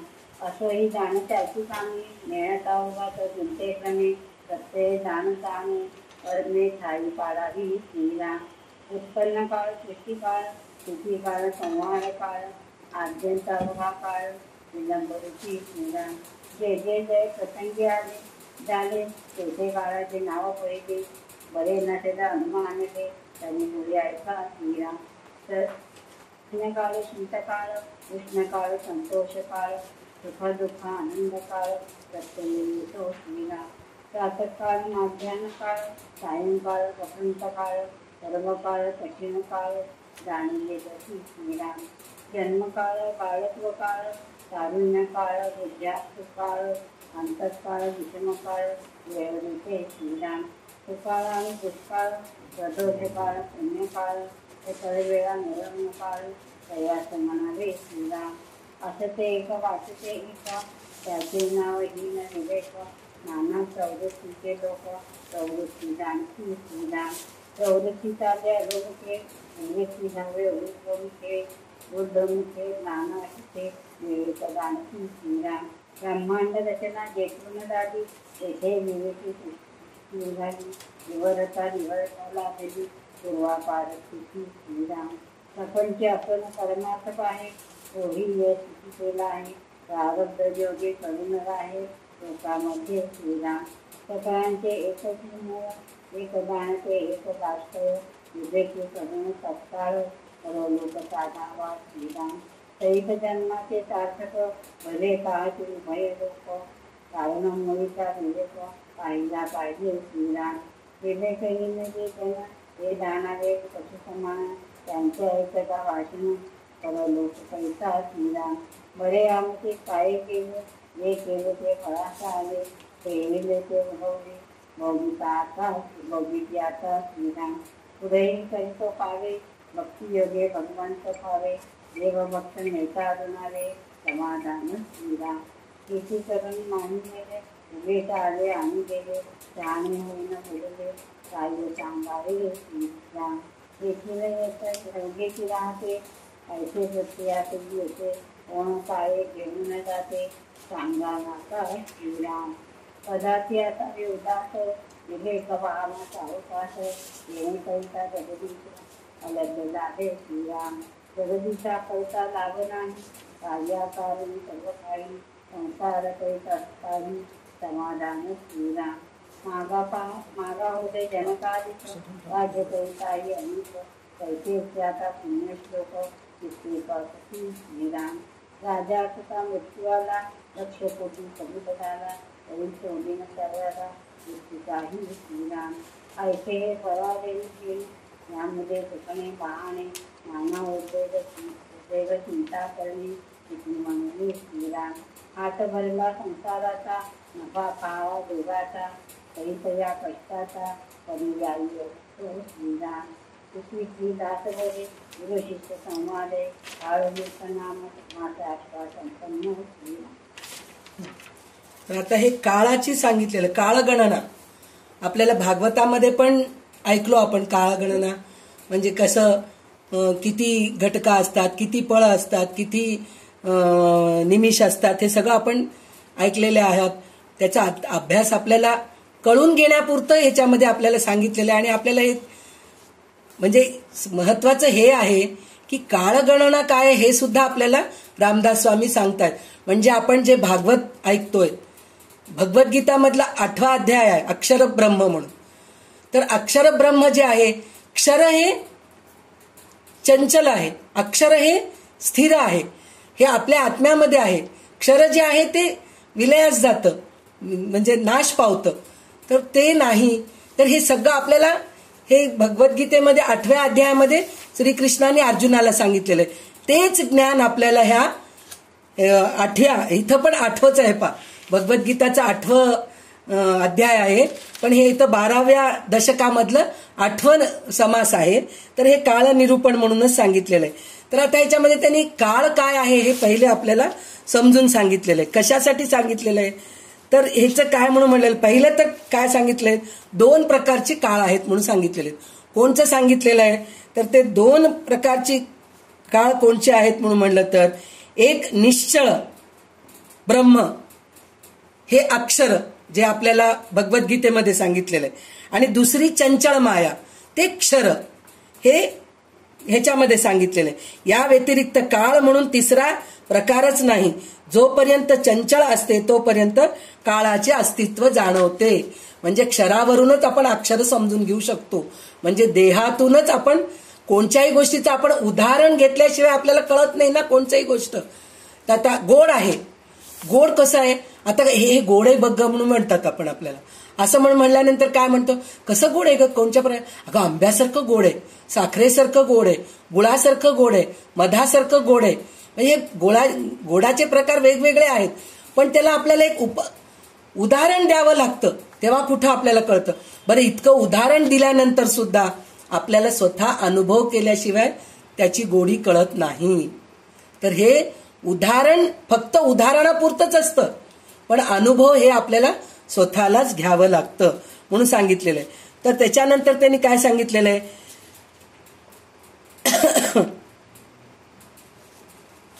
काळाची गणना सूर्यगतीवरून करतात, त्याचे अनेक विभाग पाडतात, अखेर गणना देवाच्या आयुष्याने केली जाते. आता आपण हे पंचांग वगैरे बघतो ते सगळं काळगणनाच आहे. म्हणजे पंचांगामध्ये बघा आपल्याला भविष्याचं पण पुढचं, सूर्यग्रहण केव्हा आहे, चंद्रग्रहण केव्हा आहे, अमावस्या केव्हा आहे, सूर्योदय कसं बरोबर लिहून ठेवतात ना ते लोक. ह्या वेळेस सूर्योदय आहे, संकष्टीच्या दिवशी चंद्रोदय 9:25 आहे. तर आपण बरोबर जाऊन जर आकाशात बघितलो 9:25 बरोबर आपल्याला चंद्र दिसते. म्हणजे तेवढी त्यांची काळगणनाची, तेवढं त्यांनी अभ्यास केलेला आहे, तेवढं ज्ञान आहे त्यांना. तर त्याच्यामुळे हे सगळ्या गोष्टी कळतात. तर आता त्याच्यामध्ये त्यांनी काय सांगितलेलं आहे, तर आता हे कसं मोजतात, तर सुरुवात पळापासून निर्माण होते म्हणे. मग नंतर घटका, प्रहर आपले 4 प्रहर आहेत दिवसाचे, सकाळी 3 वाजल्यापासून रात्री 2 वाजेपर्यंत असे 4 प्रहर असतात. तर आपल्याला विचारतात पा, कोणत्या वेळेस जन्मली हो मूल कोणत्या वेळेस जन्मलं, पहिल्या प्रहरात का दुसऱ्या प्रहरात, कारण त्या प्रहरामध्ये पण नक्षत्र बदलत असतं. नक्षत्र बदललं की राशी बदलतात, म्हणजे त्याच्यासाठी आपल्याला प्रहर बघावं लागतं. घटका, पळ हे सगळं फार गूढ अभ्यास आहे. तर हे सगळं असतं. नंतर मग 4 प्रहराचा 1 दिवस होतो, मग दिवस रात्र मिळून 1 दिवस होतो, मग नंतर 7 दिवसांचा 1 आठवडा होतो, मग 15 दिवसांचा 15वडा होतो, मग नंतर पक्ष किंवा 15वडा होतो, मग 2 15वडा मिळून 1 महिना होतो, 6 महिन्याचं दक्षिणायन उत्तरायण असतं, 6 महिन्याचे. अशा रीतीने आपण युगापर्यंत काळाची गणना करू शकतो.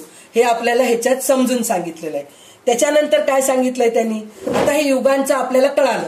म्हणजे महिने, पहिले पळ,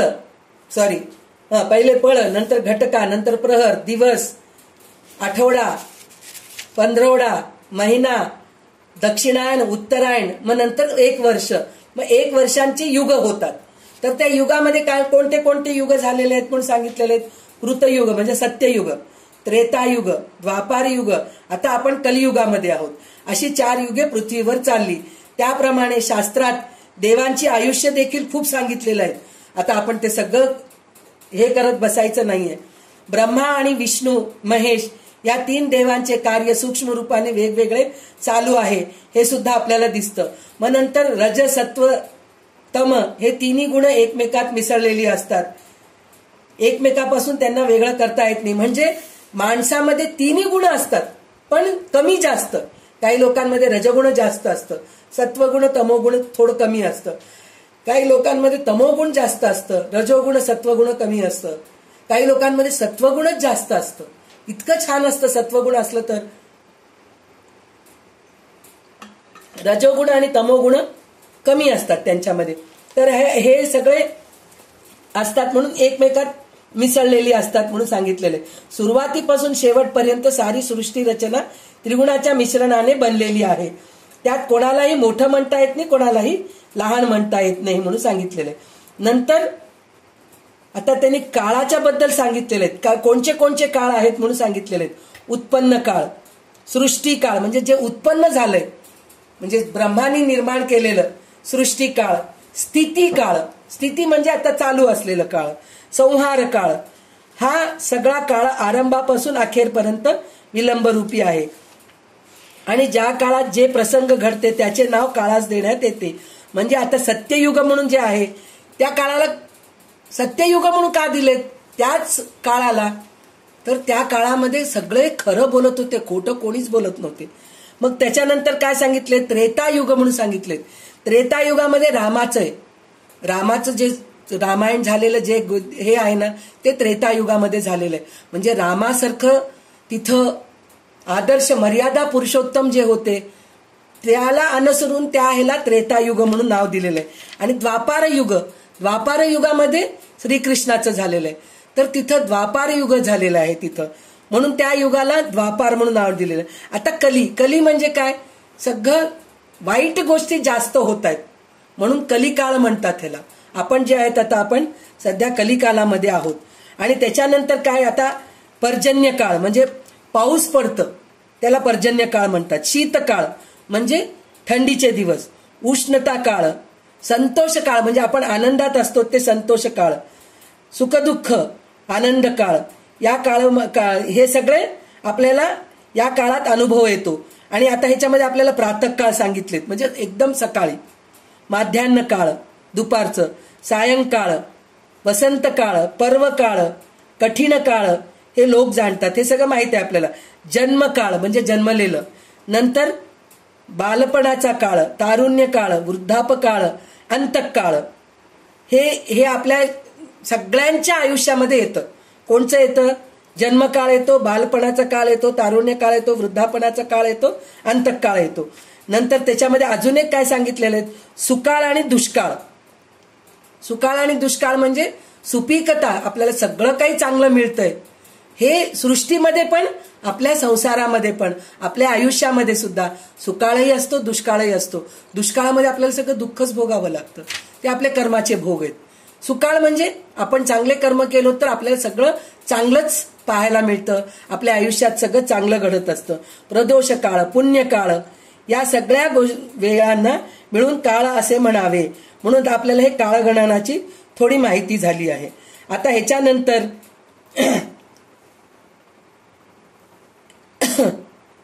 सर्वांचे मूळ एकच आहे, विवेकी ते जाणतो. म्हणजे हे काळ गणना म्हणून आपण जे बघतोय ना हे सगळं विलयास जाणार आहे. हे सगळं येतं जातं हे सगळं जो समजतो आणि ह्याचं मूळ कारण हे परब्रह्म आहे. जो विवेकी जाणतो तर विवेकहीन जाणत नाही. म्हणून शहाण्याने विवेक वापरून लवकर परमार्थ साधावा. म्हणजे हे सगळं आपण कळून घ्यायला पाहिजे तर आपल्याला परमार्थ लवकर साधता येतं म्हणून सांगितलेलं आहे. विवेकहीन माणसे जनावरासारखे वागतात, त्यांचे म्हणणे ऐकून परमार्थ साधणे शक्य नाही म्हणून म्हणतात. यानंतर सुद्धा माणूस जर परमार्थ करील तर त्यास तो साधेल. जो जर भक्ती करेल तर त्याची भगवंताची प्राप्ती होते. भक्त म्हणून नाव कमावून जे मेले नाहीत ते उगीच जन्मास आले आणि तसेच गेले. म्हणजे भक्ती म्हणून म्हणलं तर देवाची भक्तीच करणं नाही, माणसाची भक्ती पण करणं. म्हणजे माणुसकीपणाने वागणं. जर आपण मृत्यू पावलो तर आपण अमर होतो. कसं असतं ते गेल्यानंतर सुद्धा किती चांगला माणूस होता हो, किती छान सगळ्यांशी वागत होता, प्रत्येक वेळेस मदतीला धावून येत होता, असं म्हणून जर तो वागला तर त्याचा जन्म सार्थकाला लागल्यासारखं. पण काही लोक गेल्यानंतर बरं झालं हो गेलेलं असताना कोणतं सुख दिलाय म्हणून पोराबाळांना खाऊ पिऊ घातलं नाही, बायकोला चांगलं बघितलं नाही, आई वडिलांना चांगलं बघितलं नाही, त्याचं राहणं काय जाणं काय, त्याला अर्थच नाहीये, त्या जीवनाला अर्थच नाहीये, असे लोक सुद्धा होऊन जातात म्हणून सांगितलेले. शहाण्या माणसांना देखील येथे भुरळ पडते, याला काय म्हणावे. या जगातील सगळे काही येथेच राहते, बरोबर काही येत नाही, असा प्रत्यक्ष अनुभव येतो. कोणी काहीतरी बरोबर घेऊन जातो का ते सांगा म्हणून विचारतायत. म्हणजे आपण सगळं जमा करतो पण आपण काही बरोबर घेऊन जातो का हो, काही घेऊन जात नाही. आपल्या बरोबर काहीच नाही, फक्त आपलं नाव एक आपल्या बरोबर येतं, आपलं चांगुलपणा आपलं वाईटपणा हे आपल्या सोबत येतं म्हणून सांगितलेलं आहे. परमेश्वर प्राप्तीसाठी मोठा लाभ या जगात दुसरा नाही. म्हणजे या जगामध्ये आल्यानंतर आपण परमेश्वर प्राप्तीसाठी म्हणून सत्कर्म करत राहायला पाहिजे, चांगलं राहायला पाहिजे, तेव्हा कुठं आपल्याला परमार्थ साधतो म्हणून सांगितलेलं आहे. तर संसाराचा बाजार भरला आहे, त्यात देवाचा नफा पाहावा आणि करून घ्यावा. देवाचा नफा झाला तरच संसारात केलेल्या कष्टाचा खरा मोबदला मिळतो, नाही तर केलेले श्रम खरोखरीच वाया गेल्यासारखे होते म्हणून सांगितलेलं आहे. म्हणजे आपण संसारामध्ये येऊन चांगलं काय आहे हे जर सत्कर्म जर करत राहिलो तर आपलं जन्म सार्थकी लागलं. नाही केलं, सत्कर्म न करता नुसतं आपल्यापुरतं स्वार्थासाठी, आपल्या स्वार्थासाठी आपल्यासाठीच विचार करत राहिलो तर ते जन्म वाया गेल्यासारखं आहे. म्हणून आपल्याला इथं काळ निरूपण, म्हणजे हे काळ आपण ह्या पृथ्वीवर आलो किती काळ राहतो, काळ निरूपण हेच आहे. आपल्याला मृत्यू येणार आहे हे कळणारच आहे, कळलेलंच आहे आपल्याला, पण मृत्यू येईपर्यंत काय करायचं हे आपण कळून घ्यायला पाहिजे. तर ह्याच्यासाठी एक छोटीशी गोष्ट आहे, मी आत्ताच काहीतरी वाचले असेल, काहीतरी माझ्या लक्षात नाहीये, पण हे बऱ्याच जणी ऐकलेले असतात तरी पण मी एक गोष्ट सांगते. एक माणूस गरीब होता खूप, पण विचारी नाहीये, त्याला बुद्धी नाहीये, त्यामुळे सुद्धा गरीब होता असेल, असंही होऊ शकतं. तर त्याला वाटलं मी इतका गरीब आहे, माझ्याजवळ काहीच नाहीये, माझ्या मुलाबाळांना संसार खाऊ पिऊ घालायला माझ्याजवळ काही नाहीये, मी काय करू म्हणून विचार करत त्याच्या डोक्यामध्ये एक विचार आलं की आपण आपल्या गावाच्या, आपल्या देशाच्या राजाला जाऊन भेटूया आणि त्याच्याजवळ जाऊन काहीतरी मागूया. म्हणून तो निघतो घरातून. निघालं तर तो माणूस राजाकडे जातो, राजाकडे जाऊन म्हणतो, राजा मी तुझ्याजवळ एक भिक्षा मागायला आलो, मला दे, माझा संसार खूप गरीब आहे, माझं घराची परिस्थिती खूप बिकट आहे, तर मला तू काहीतरी दे म्हणून म्हणतं. मग तर राजा म्हणतो, काय पाहिजे तुला, देतो मी, तू माझ्या राज्यातला प्रजा आहेस, तर प्रजा दुखी राहणं मला आवडत नाही, तर तुला काय पाहिजे माग, मी तुला देतो. तर तो माणूस म्हणतो की मला थोडं जमीन दे, मी शेती करतो आणि त्याच्यावर काहीतरी व्यवसाय करतो आणि माझ्या मुलाबाळांचं पोट भरतो. तर राजा म्हणतो, काही हरकत नाही, तेवढंच पाहिजे काय तुला, काही हरकत नाही, एक काम कर, तू आज उद्या सकाळी सूर्योदयापासून चालत चालत जा आणि सूर्यास्ताच्या आधी मला येऊन भेट, परत येऊन मला भेट, तर तू जितकं जमीन चाललास तितकं जमीन मी तुला देतो, असं म्हणून तो राजा म्हणतो. म्हणलं तर तो मनुष्य, काय ते विवेक नाहीये, म्हणजे विवेक वापरा इथं, हे प्रत्येक वेळेस म्हणतात. तो काय करतो, सकाळी उठतो, सूर्योदयाच्या आधी उठतो, उठून भरभर आंघोळ करून घेतो, करून घेऊन चालत चालत चालत चालत जातो. चालत चालत गेल्यानंतर संध्याकाळ होते म्हणजे सूर्यास्ताला अजून 1-2 तास असतात, 3-4 वाजलेले असतील, 6 वाजता सूर्यास्त होतो, 3-4 वाजलेले असतात. तर 4 वाजता तो बघतो बरेच पुढे निघून गेलेला असतो तो. आता त्याला 2 तासात परत येणं कठीणच झालं त्याला. तर तो पळत पळत पळत पळत पळत पळत येतो, 2 तासामध्ये सूर्यास्त होईपर्यंत यायचा प्रयत्न करतो राजाला भेटायला, पण सूर्यास्त होऊन जातो, मरून पडतो, थकून जातो, चालून चालून पळून पळून. म्हणजे हाव माणसाला, म्हणजे मला इतकं, म्हणजे दिवसभर मी जितकं चाललो तितकं मला जमीन मिळतं, पळत गेलं अजून जास्त जमीन मिळतं, असं विचार करत तो पळत पळत परत येतो आणि जमिनीवर पडून मरून जातो. मग ते गावचे लोक जाऊन ते राजाला सांगतात. तर राजा म्हणतो, ह्या माणसाला फक्त 6 फुटाची जमीन पाहिजे होती, कशासाठी, मेल्यानंतर त्याला जाळण्यासाठी, तेवढीच जागा पाहिजे होती, त्याच्यासाठी तो एवढं धडपड केला. म्हणजे इथं तुम्ही विवेक वापरायला पाहिजे. म्हणजे आपण ह्या जमिनीवर, किती काळ राहतो आपल्याला माहित नाही. तेवढ्या काळामध्ये आपण काय करायला पाहिजे हे सगळं कशाला सांगितलेत आपल्याला? त्रेतायुग, द्वापरयुग, सत्ययुग हे सगळं आपल्याला कशाला सांगतायत? तर ह्या काळामध्ये कोण कोण होऊन गेले त्याप्रमाणे आपण राहायला पाहिजे. आपल्याला दिलेल्या आयुष्यामध्ये म्हणजे काळामध्ये आपल्याला जे काळ दिलेला आहे त्या काळामध्ये आपण कसं राहायला पाहिजे. तर हे आपल्याला आता 15 दिवस म्हणलो की आता आपल्याला असंच वाटतं की नाही एक एकदा. आज आपण तुम्ही स्वतःच म्हणतात सगळेजणी, तर आज आपण बुधवार आहे, उद्या बुधवार आहे.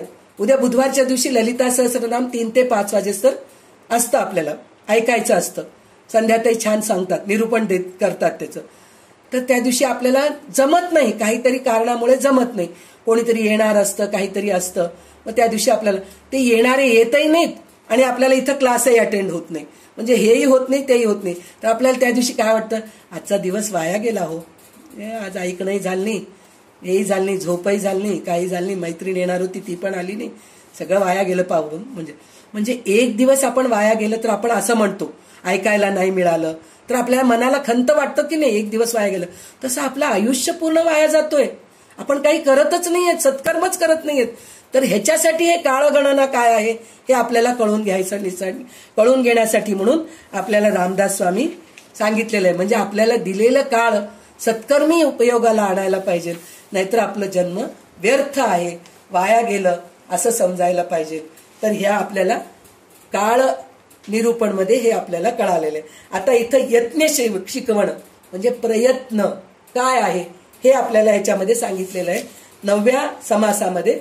तर 9वा समास घेऊन टाका.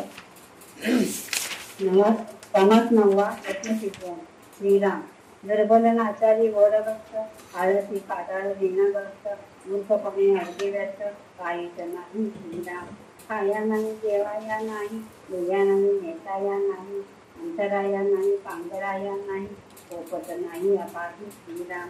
सोयरे नाही, टायरे नाही, इष्ट नाही, मित्र नाही, पाहता कुठे ओळखी नाही, आश्रय विघ्न परदेशी श्रीराम. तेथे तेणे कैसे करावे, काय दिवे सुधारावे, पाचावे की मरावे, कोण्या प्रकारे श्रीराम.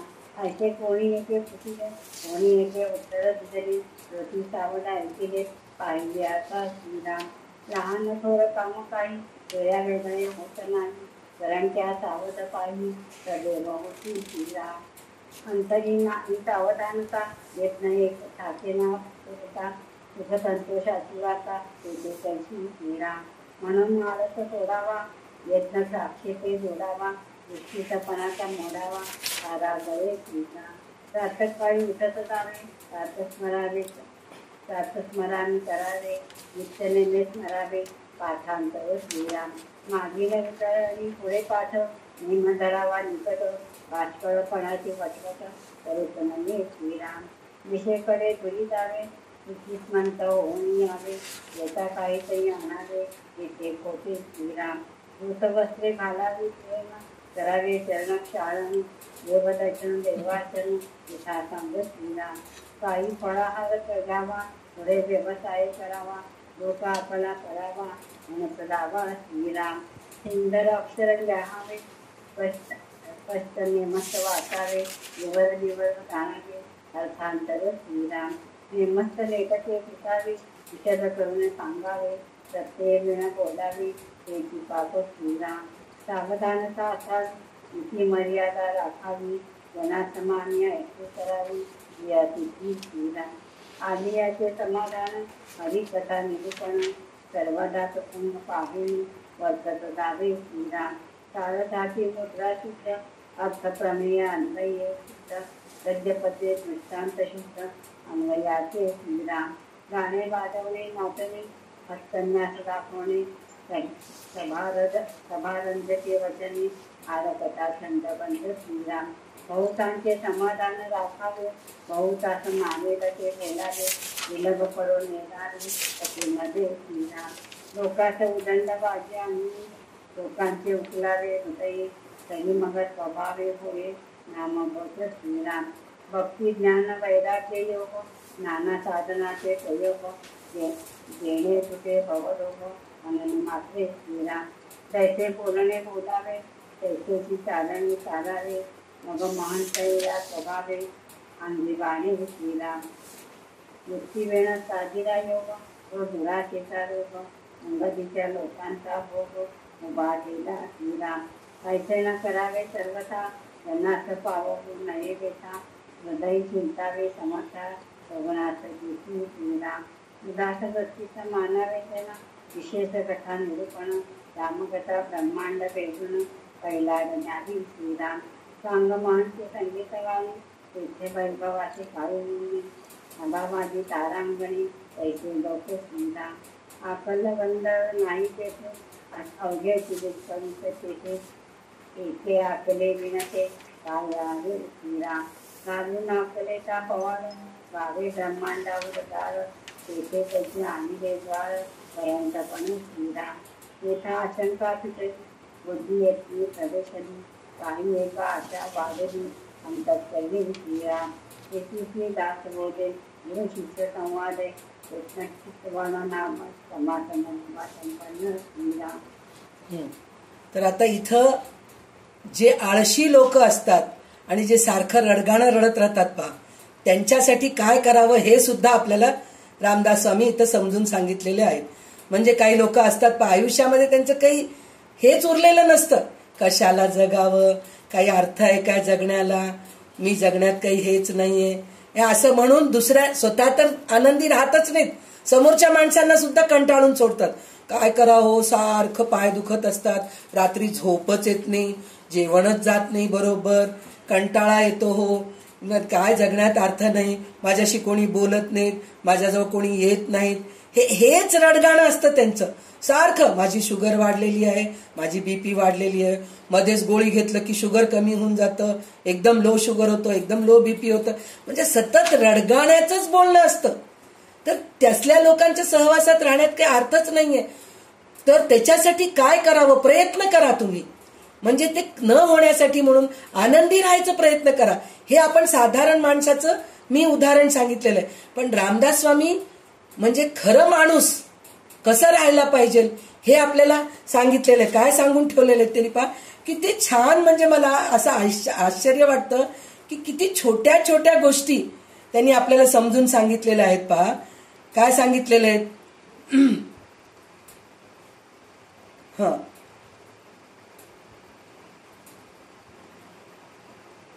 चांगला प्रयत्न होण्यास मनात दक्षता पाहिजे.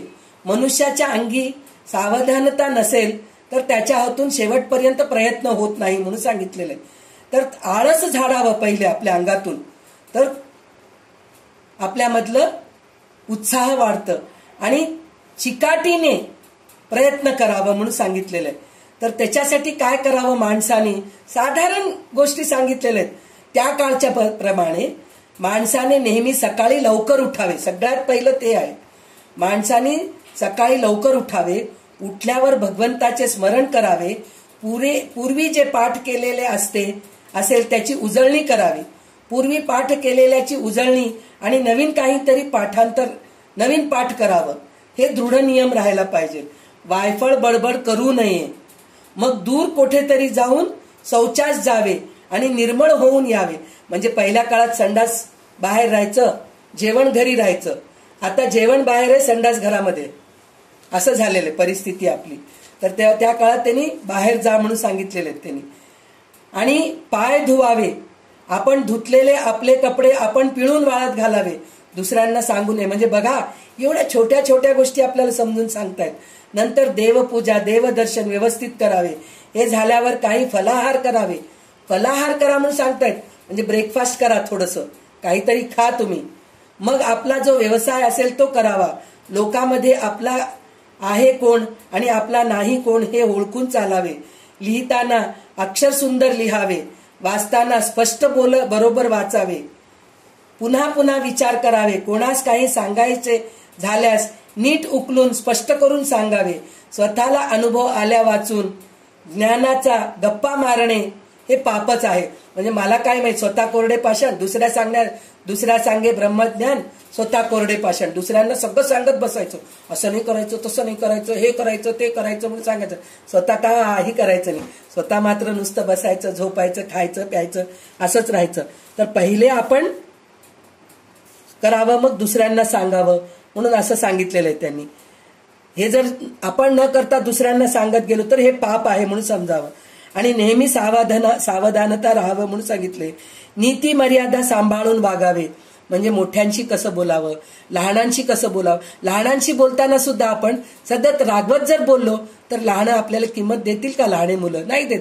त्यांच्याशी प्रेमाने बोलावं. असं नाही रे, असं काही गोष्टी सांगत, छान गोष्टी करत त्यांच्यासारखं थोडं आपण वागत राहिलो तर ते आपल्याला मर्यादा देतात. आणि आपण लहान आहेत, मोठ्यांना मर्यादा नाही ते बोललो तर तेही बरोबर नाहीये. म्हणून नीती मर्यादा सांभाळून वागावे.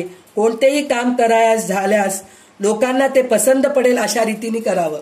म्हणजे आपण कोणचंही कार्य करू लागलो तर लोक म्हणावं हा छान आहे बरं का, हे काम करतायत खूप छान आहे असं म्हणायला पाहिजे. आणि आपण त्याचीच धडपड करत असतो, तेच धडपड करत असतो. म्हणजे प्रयत्न त्याचीच गोष्ट. म्हणजे स्वयंपाक करताना सुद्धा बरोबर मीठ, जेवायला वाढताना जे लोक जेवायला बसतात त्यांना विचारतो की नाही, दादा मीठ बरोबर आहे ना, आंबट बरोबर आहे ना, गोड बरोबर झालं, काही कमी जास्त झालं नाही ना. म्हणजे हे प्रयत्न आपण करायला पाहिजे की समोरचा माणूस आपण जे काही करतो त्याच्याने तो संतुष्ट व्हायला पाहिजे असं म्हणून सांगितलेलं आहे. नंतर त्यांनी आता हे जे प्रवचनकार असतात, कीर्तनकार असतात त्यांच्याबद्दल सांगितलेलं आहे. तुम्हाला गाणं चांगलं यायला पाहिजे, पेटी वाजवायला यायला पाहिजे, तबला वाजवायला यायला पाहिजे, हे सगळं तुम्हाला.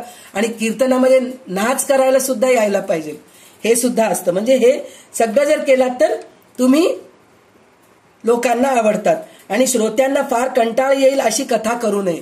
म्हणजे सांगितलं तर कंटाळा येतं. आणि विषय बदलून जर आपण बोलू लागलो, एक विषय चालू असतं, आपण दुसऱ्याच कुठल्या तरी विषयामध्ये निघून जातो. मग ह्या विषयाला त्या विषयाला काही ताळतम्यच राहत नाही.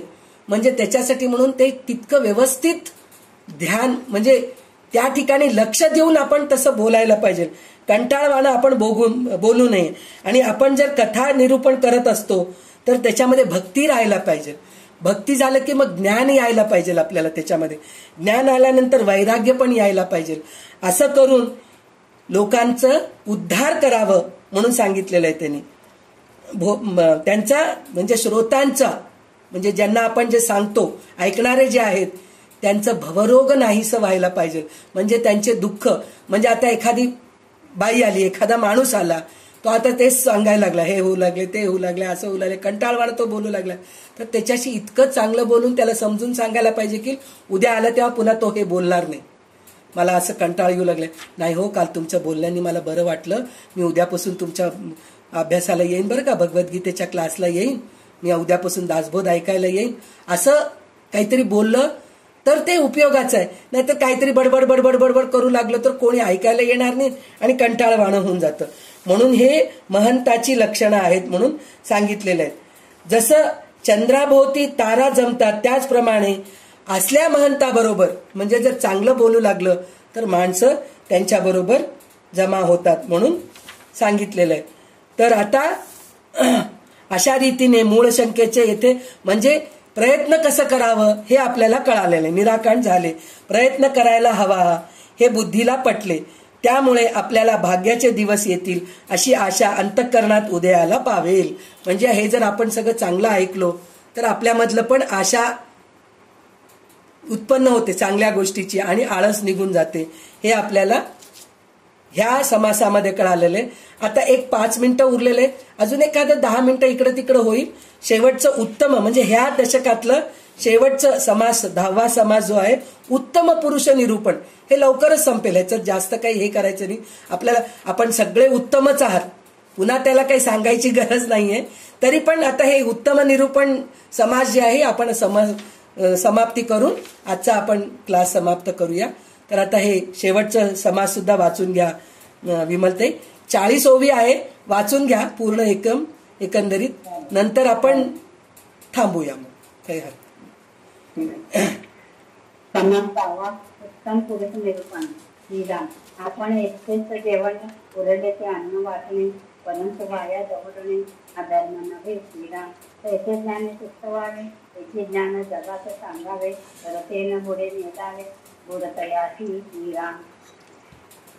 उत्तम गुण स्वये घ्यावे हे बहुत सांगावे वर्तल्या विण बोलावे हे शब्द मिथ्या श्रीराम ज्ञानसंध्या देवाचन एकाग्र करावे जपज्ञान हरिकथा निरूपण हे पाहिजे श्रीराम शरीर परोपकारी लावावे बहुतांच्या कार्यात यावे कोणे परोप निघावे कोणी श्रीराम आडले जातले जाणावे यथा न शक्ती कामात यावे मृदुवचने बोलत जावे कोणी एकाची श्रीराम दुसऱ्याचा दुःख व्हावे परसंतोषी सुखी व्हावे प्राणी मात्राचं मिळवून घ्यावे पर्याचक श्रीराम बहुतांचे अन्याय श्रामे बहुतांचे कार्य भागवून करावे आपल्या पैस व्हावे काळाचे जन श्रीराम दुसऱ्याचे अंतर जाणावे तदनुसार ती वर्तावे लोकांचं परीक्षित जावे नाना प्रकारे श्रीराम नेमकेची बोलावे तत्काळची प्रतिवचन द्यावे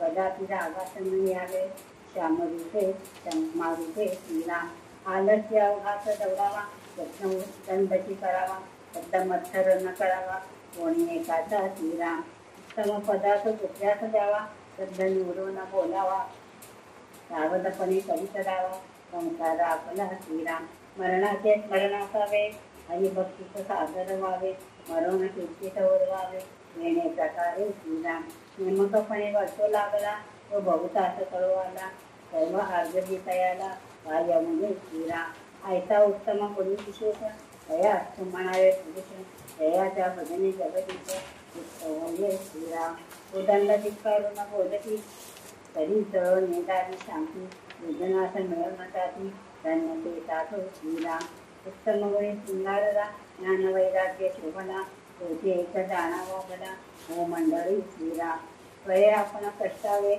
बहुतांचे शेती सदावे विजन चेतेस उद्भावे नाना प्रकारे श्रीराम शेती पाहो दाता सुख नाही सुख पाहता शेती नाही विचारेली न कोठेची नाही समाधाने श्रीराम परापरासन लावावा थका कदापि बरो नेदावा तुका क्षमाशेर तयाच्या तुका आणि नाही श्रीराम आपले अथवा परावे कार्य उदेत करावे प्रसंगी कामात सुखवावे हे मी समजे श्रीराम बरे बोलता सुख वाटते तो प्रत्यक्ष करते आत्मवत करावे ते मानित जावे श्रीराम कठीण सत्य वाईट वाटते येतो प्रत्ययात येते तरी मग वाईट बोलावे ते काही निमित्त श्रीराम आपण आता चिमोटा घेतला येणे काटा दिसत आला आपण वरून घेतल्याला दाखत जावे श्रीराम जे दुसऱ्याचं दुःख करी ते अपवित्र वैखरी आपण आता घात करी कोणी ते प्रसंगी श्रीराम केलेले ते उगवते बोलण्यात आलते उत्तर येते तरी मग कर्कश बोलावे ते काय निमित्त श्रीराम आपल्या पुरुषार्थ वैभवे बहुतास सुखी करावे परंतु कष्टी करावे हे रक्ती क्रिया श्रीराम दंभ दर्प अभिमान क्रोध आणि कठीण वचन हे अज्ञानाचे लक्षण भगवद्गीतेतील भगवद्गीतेत श्रीराम जो उत्तम गुणे ऐकू येत नाहीये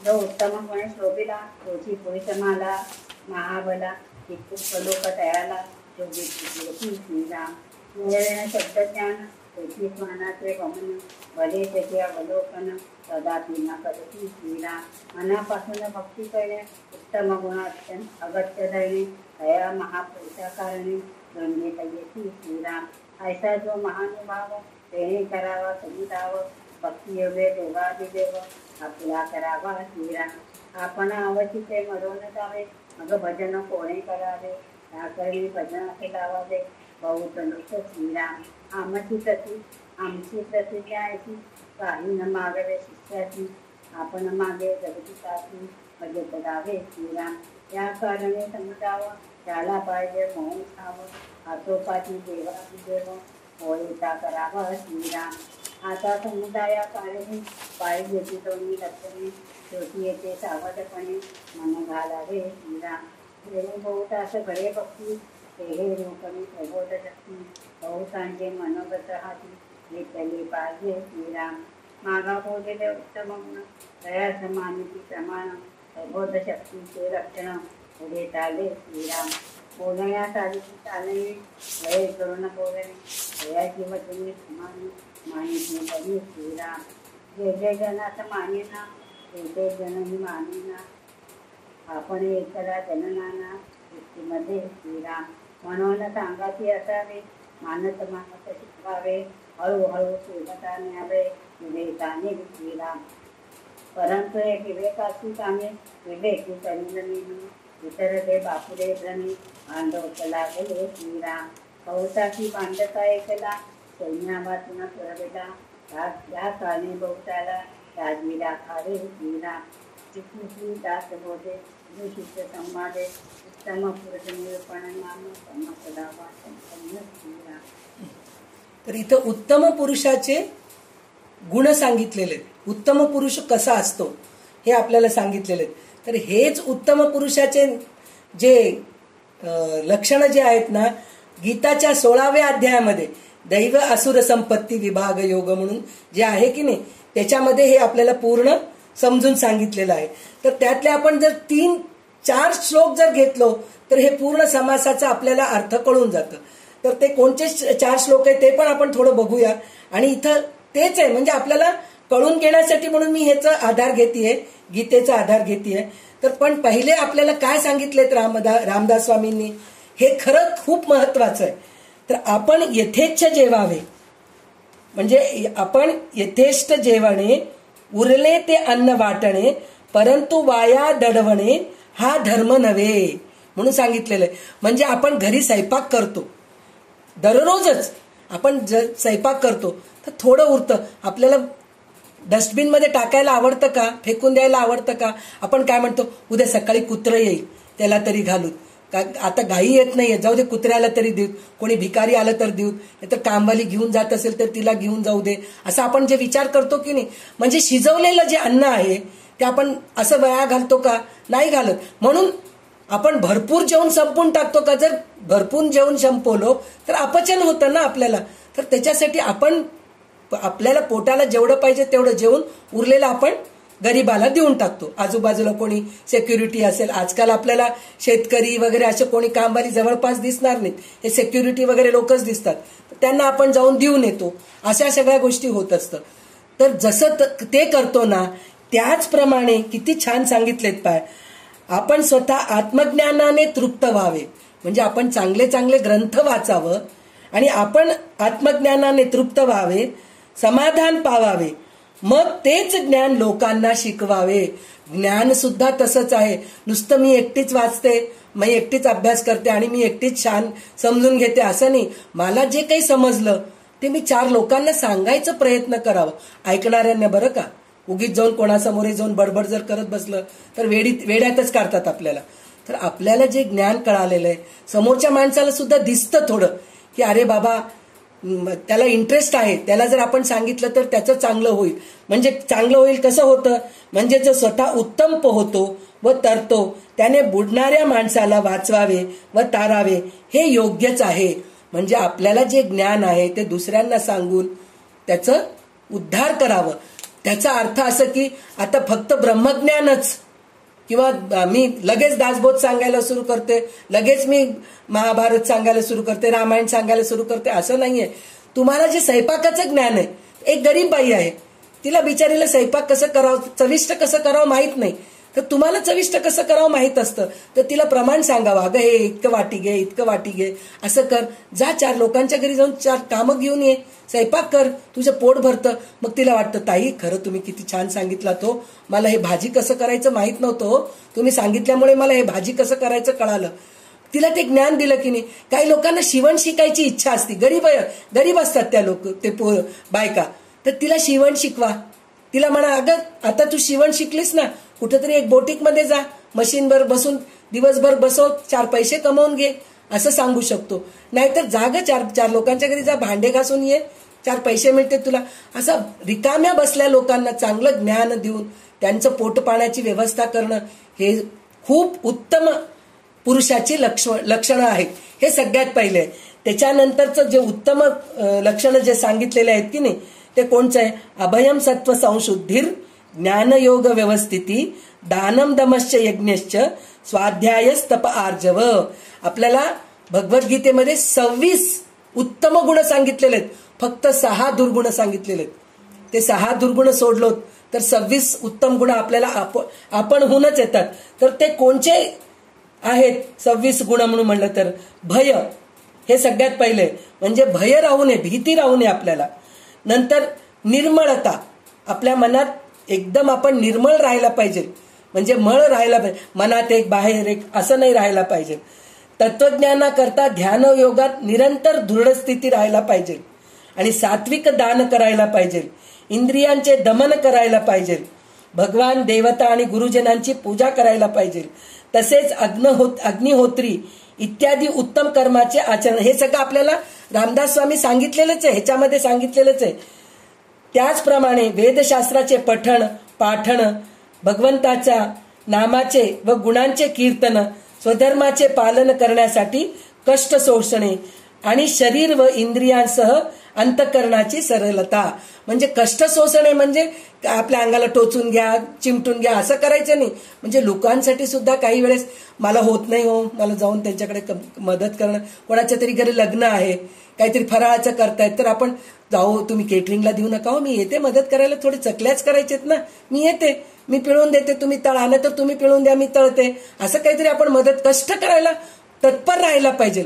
तर त्या गोष्टी जर करत गेलो तर हे सुद्धा उत्तम गुण आहे. नंतर अहिंसा सत्यमक्रोध त्याग शांतिरपैशुनम दयाभूतेष्वलोलुप्तम मार्दवम रीरचापलम म्हणून सांगितलेलं आहे. तर आता ह्याच्यामध्ये काय सांगितलेलं आहे? काया वाचा मनाने कोणालाही कोणत्याही प्रकारे दुखवू नये, म्हणजे अहिंसा केल्यासारखं. तर आता इथे रामदास स्वामी स्वतः सांगितलेलं आहेत ना, काय सांगितलेलं आहे की आपल्याला कोणी चिमटा घेतला तर आपला जीव कासावीस होतो की नाही, हे लक्षात ठेवून दुसऱ्याच दुःख देऊ नये.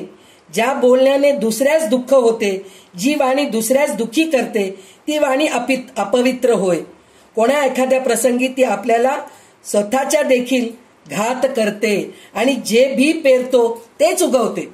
आपण जसं लोकांशी बोलतो, आपण जसं लोकांशी वागतो तसंच आपल्याशी लोक वागतात. आप भली तो दुनिया भली, हे आहेच आहे. तर हे अहिंसामध्ये येतं. तर आपल्यावर अपकार करणाऱ्यावर न रागावणे, म्हणजे आपल्यावर कोणीतरी रागवलं तरी आपण न रागवणे. कर्माच्या ठिकाणी कर्तेपणाचा अभिमान त्याग करावा, म्हणजे मी केले हे राहू नये. अंतःकरणात चंचलता नसावे, म्हणजे सतत हे करू का ते करू का हे निश्चिंतीच नाही असं नाही. आणि सगळ्यात महत्वाचं कोणाचीही निंदा करू नये. सर्व प्राणीमात्रांच्या ठिकाणी निर्हेतुक दया, विषयांशी संयोग झाला तर त्याच्याविषयी आसक्ती न वाटणे, कोमलता, लोकविरुद्ध व शास्त्रविरुद्ध आचरण करण्याची लज्जा वाटणे, म्हणजे रीर चापलम. आपल्याला संध्याताई ललिता सहस्रनाम मध्ये पण सांगितले होते रीम म्हणून, जे म्हणतो ना री म्हणजे लज्जा, म्हणजे वाईट कर्म करण्याच्या तिकडून आपण लज्जित राहायला पाहिजे. म्हणजे कोणाचंही लोकांच्या विरुद्ध शास्त्रविरुद्ध आचरण करण्याची लज्जा आपल्याला राहायला पाहिजे. आणि निरर्थक हालचाल न करणे, म्हणजे कुठेतरी जाऊन लुडबुड करणं, जिथं आपली गरज नाही तिथं जाऊन राहणं, हे सुद्धा करू नये. हे आपल्याला चांगले गुण उत्तम पुरुषाचे. आणि आता पुन्हा या 3ऱ्या श्लोकामध्ये तेज, क्षमा, धृती, शौचम, अद्रोहो नातिमानिता भवंती संपदम दैवीम अभिजातस्य भारत म्हणून सांगितलेलं आहे. म्हणजे काय? तेज म्हणजे आपल्यामध्ये असं तेज पाहिजे की लोक आपल्याकडे येऊन विचारायला पाहिजे, काय हो तुमची मदत पाहिजे मला, असं विचारायला पाहिजे. तुमच्याकडे आल्यामुळे मला खूप फायदा झाला, तुमच्याशी बोलण्याने माझं खूप चांगलं झालं, असं आपल्यामध्ये तेज राहायला पाहिजे. आणि कोणी चुकी केलं तर क्षमा करायची वृत्ती पाहिजे. आणि सगळ्यात महत्वाचं धैर्य राहायला पाहिजे. आपणच भित्रे आहेत तर आपण लोकांना काय मदत करू शकतो? बाह्यशुद्धी आणि अंतरशुद्धी. नुसतं बाह्यशुद्धीच नाही, कपडे चांगलं घातलं, स्वच्छ घातलं, इस्त्रीचे कपडे घातले असं चालत नाही, अंतरशुद्धी पण पाहायला पाहिजे.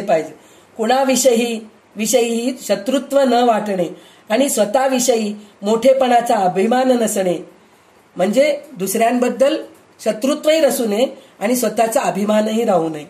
ही सर्व हे दैवी संपत्ती म्हणजे उत्तम लक्षण आहेत. तर आता त्यांनी आपल्याला ह्या समासामध्ये 28व्या ओवीमध्ये दंभ दर्प अभिमान क्रोध आणि कठोर वाणी ही अज्ञानाची लक्षणे आहे म्हणून, म्हणजे इथं भगवंतानी ह्याच्यामध्ये पण सांगितलेलं आहे काय, दंभो दर्प म्हणजे चौथा श्लोक जो आहे अध्याय 16 मध्ये, दंभो दर्प अभिमानश्च क्रोध पारुष्यमेवच अज्ञानम चाभिजातस्य पार्थ संपदम आसुरीम म्हणून सांगितलेलं आहे. म्हणजे हे आसुरी लक्षण आहेत म्हणून सांगितलेले आहेत.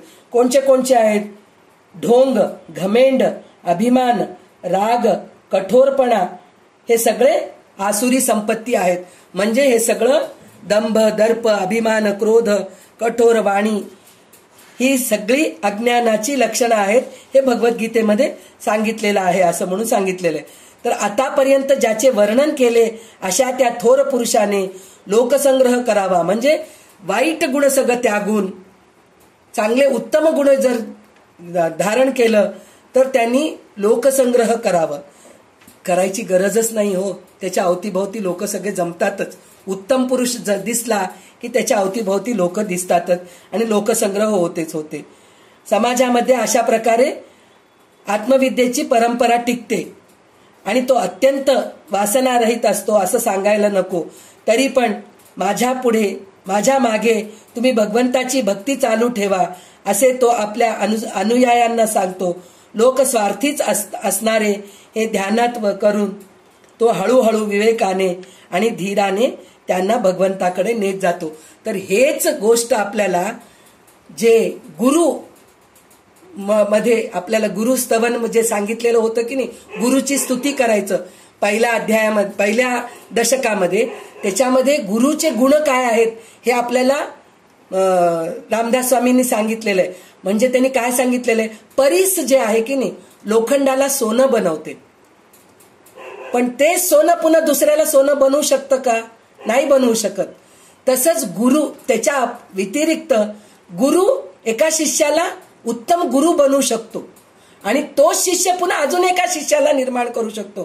तर हेच उत्तम पुरुषाचे लक्षण आहेत, हे आपण लक्षात ठेवायला पाहिजे. हे सगळं आपल्याला कशामध्ये सांगितलेलं आहे, हे दशकाचं नाव काय, विमल दशक. विमल म्हणजे मल नसलेलं उत्तम गुण असलेला माणूस, त्याचे सगळे जे गुण आहेत ते कसं वागावं हे सगळं ह्या दशकामध्ये सांगितलेलं आहे. विवेक, वैराग्य, प्रयत्न कसं करायला पाहिजे, शिकवण कसं दिलेत आपल्याला, काय काय करायला पाहिजे, उत्तम पुरुषाचे लक्षण काय आहेत, कनिष्ठ पुरुषाचे लक्षण काय आहेत, हे सगळं आपल्याला ह्या दशकामध्ये आपल्याला सांगितलेलं आहे. ह्या दशकाचं नाव विमल लक्षण म्हणून आहे. तर आपल्याला हे सगळं ह्या दशकामध्ये शिकायला मिळालेलं आहे.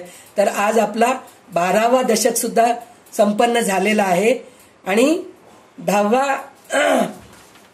जो समास होता ते उत्तम पुरुष निरूपण म्हणून होतं. तर उत्तम पुरुषाचे लक्षण सगळं आपल्यामध्ये येऊ दे हे आपण भगवंताकडे प्रार्थना करूया. आणि आसुरी संपत्ती म्हणजे आसुरी अज्ञानी माणसाचे जे गुण आहेत 6 गुण, दंभ दर्प अभिमान क्रोध कठोर वाणी, हे सगळं आपल्यामधून निघून जाऊ दे. हे भगवंताच्या चरणी, माझ्या गुरुच्या चरणी आणि सद्गुरूंच्या चरणी, रामदासांच्या चरणी प्रार्थना करून मी इथंच थांबते. तर मला जसं समजलं तसं ह्या दशकाचं मी निरूपण करायचा प्रयत्न केले. तर तुम्हाला ह्याच्यातलं चांगलं जे वाटलं ते सगळं भगवंताचं आणि माझ्या सद्गुरूंचंच आहे, कृपा आहे. आणि जे काही कमी वाटत असेल, काहीतरी थोडेसे चुकी होतातच माणूस म्हणल्यानंतर, तर ते चुकी झाली असेल तर ते माझ्या अभ्यासात कमी असेल असं समजून मी आज इथेच थांबते. आणि कल्याणकरी रामराया विमलताई म्हणतील आणि आपण आज इथं थांबूया.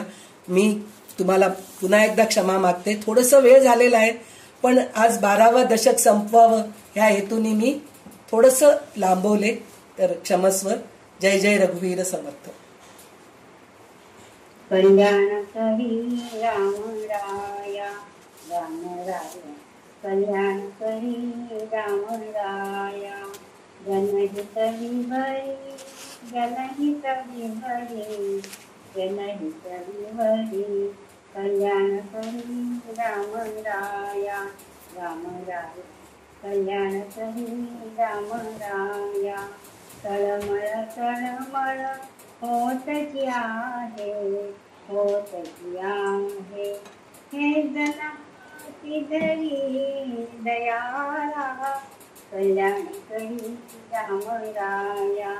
राम राया कल्याण करी राम राया. अपराधी जन सुकतची गेले, सुकतची गेले. तुझा तुझी सांगरी दयाला, कल्याण करी राम राया. राम राया करी राम राया. कठीण त्यावरी झाले, कठीण झाले.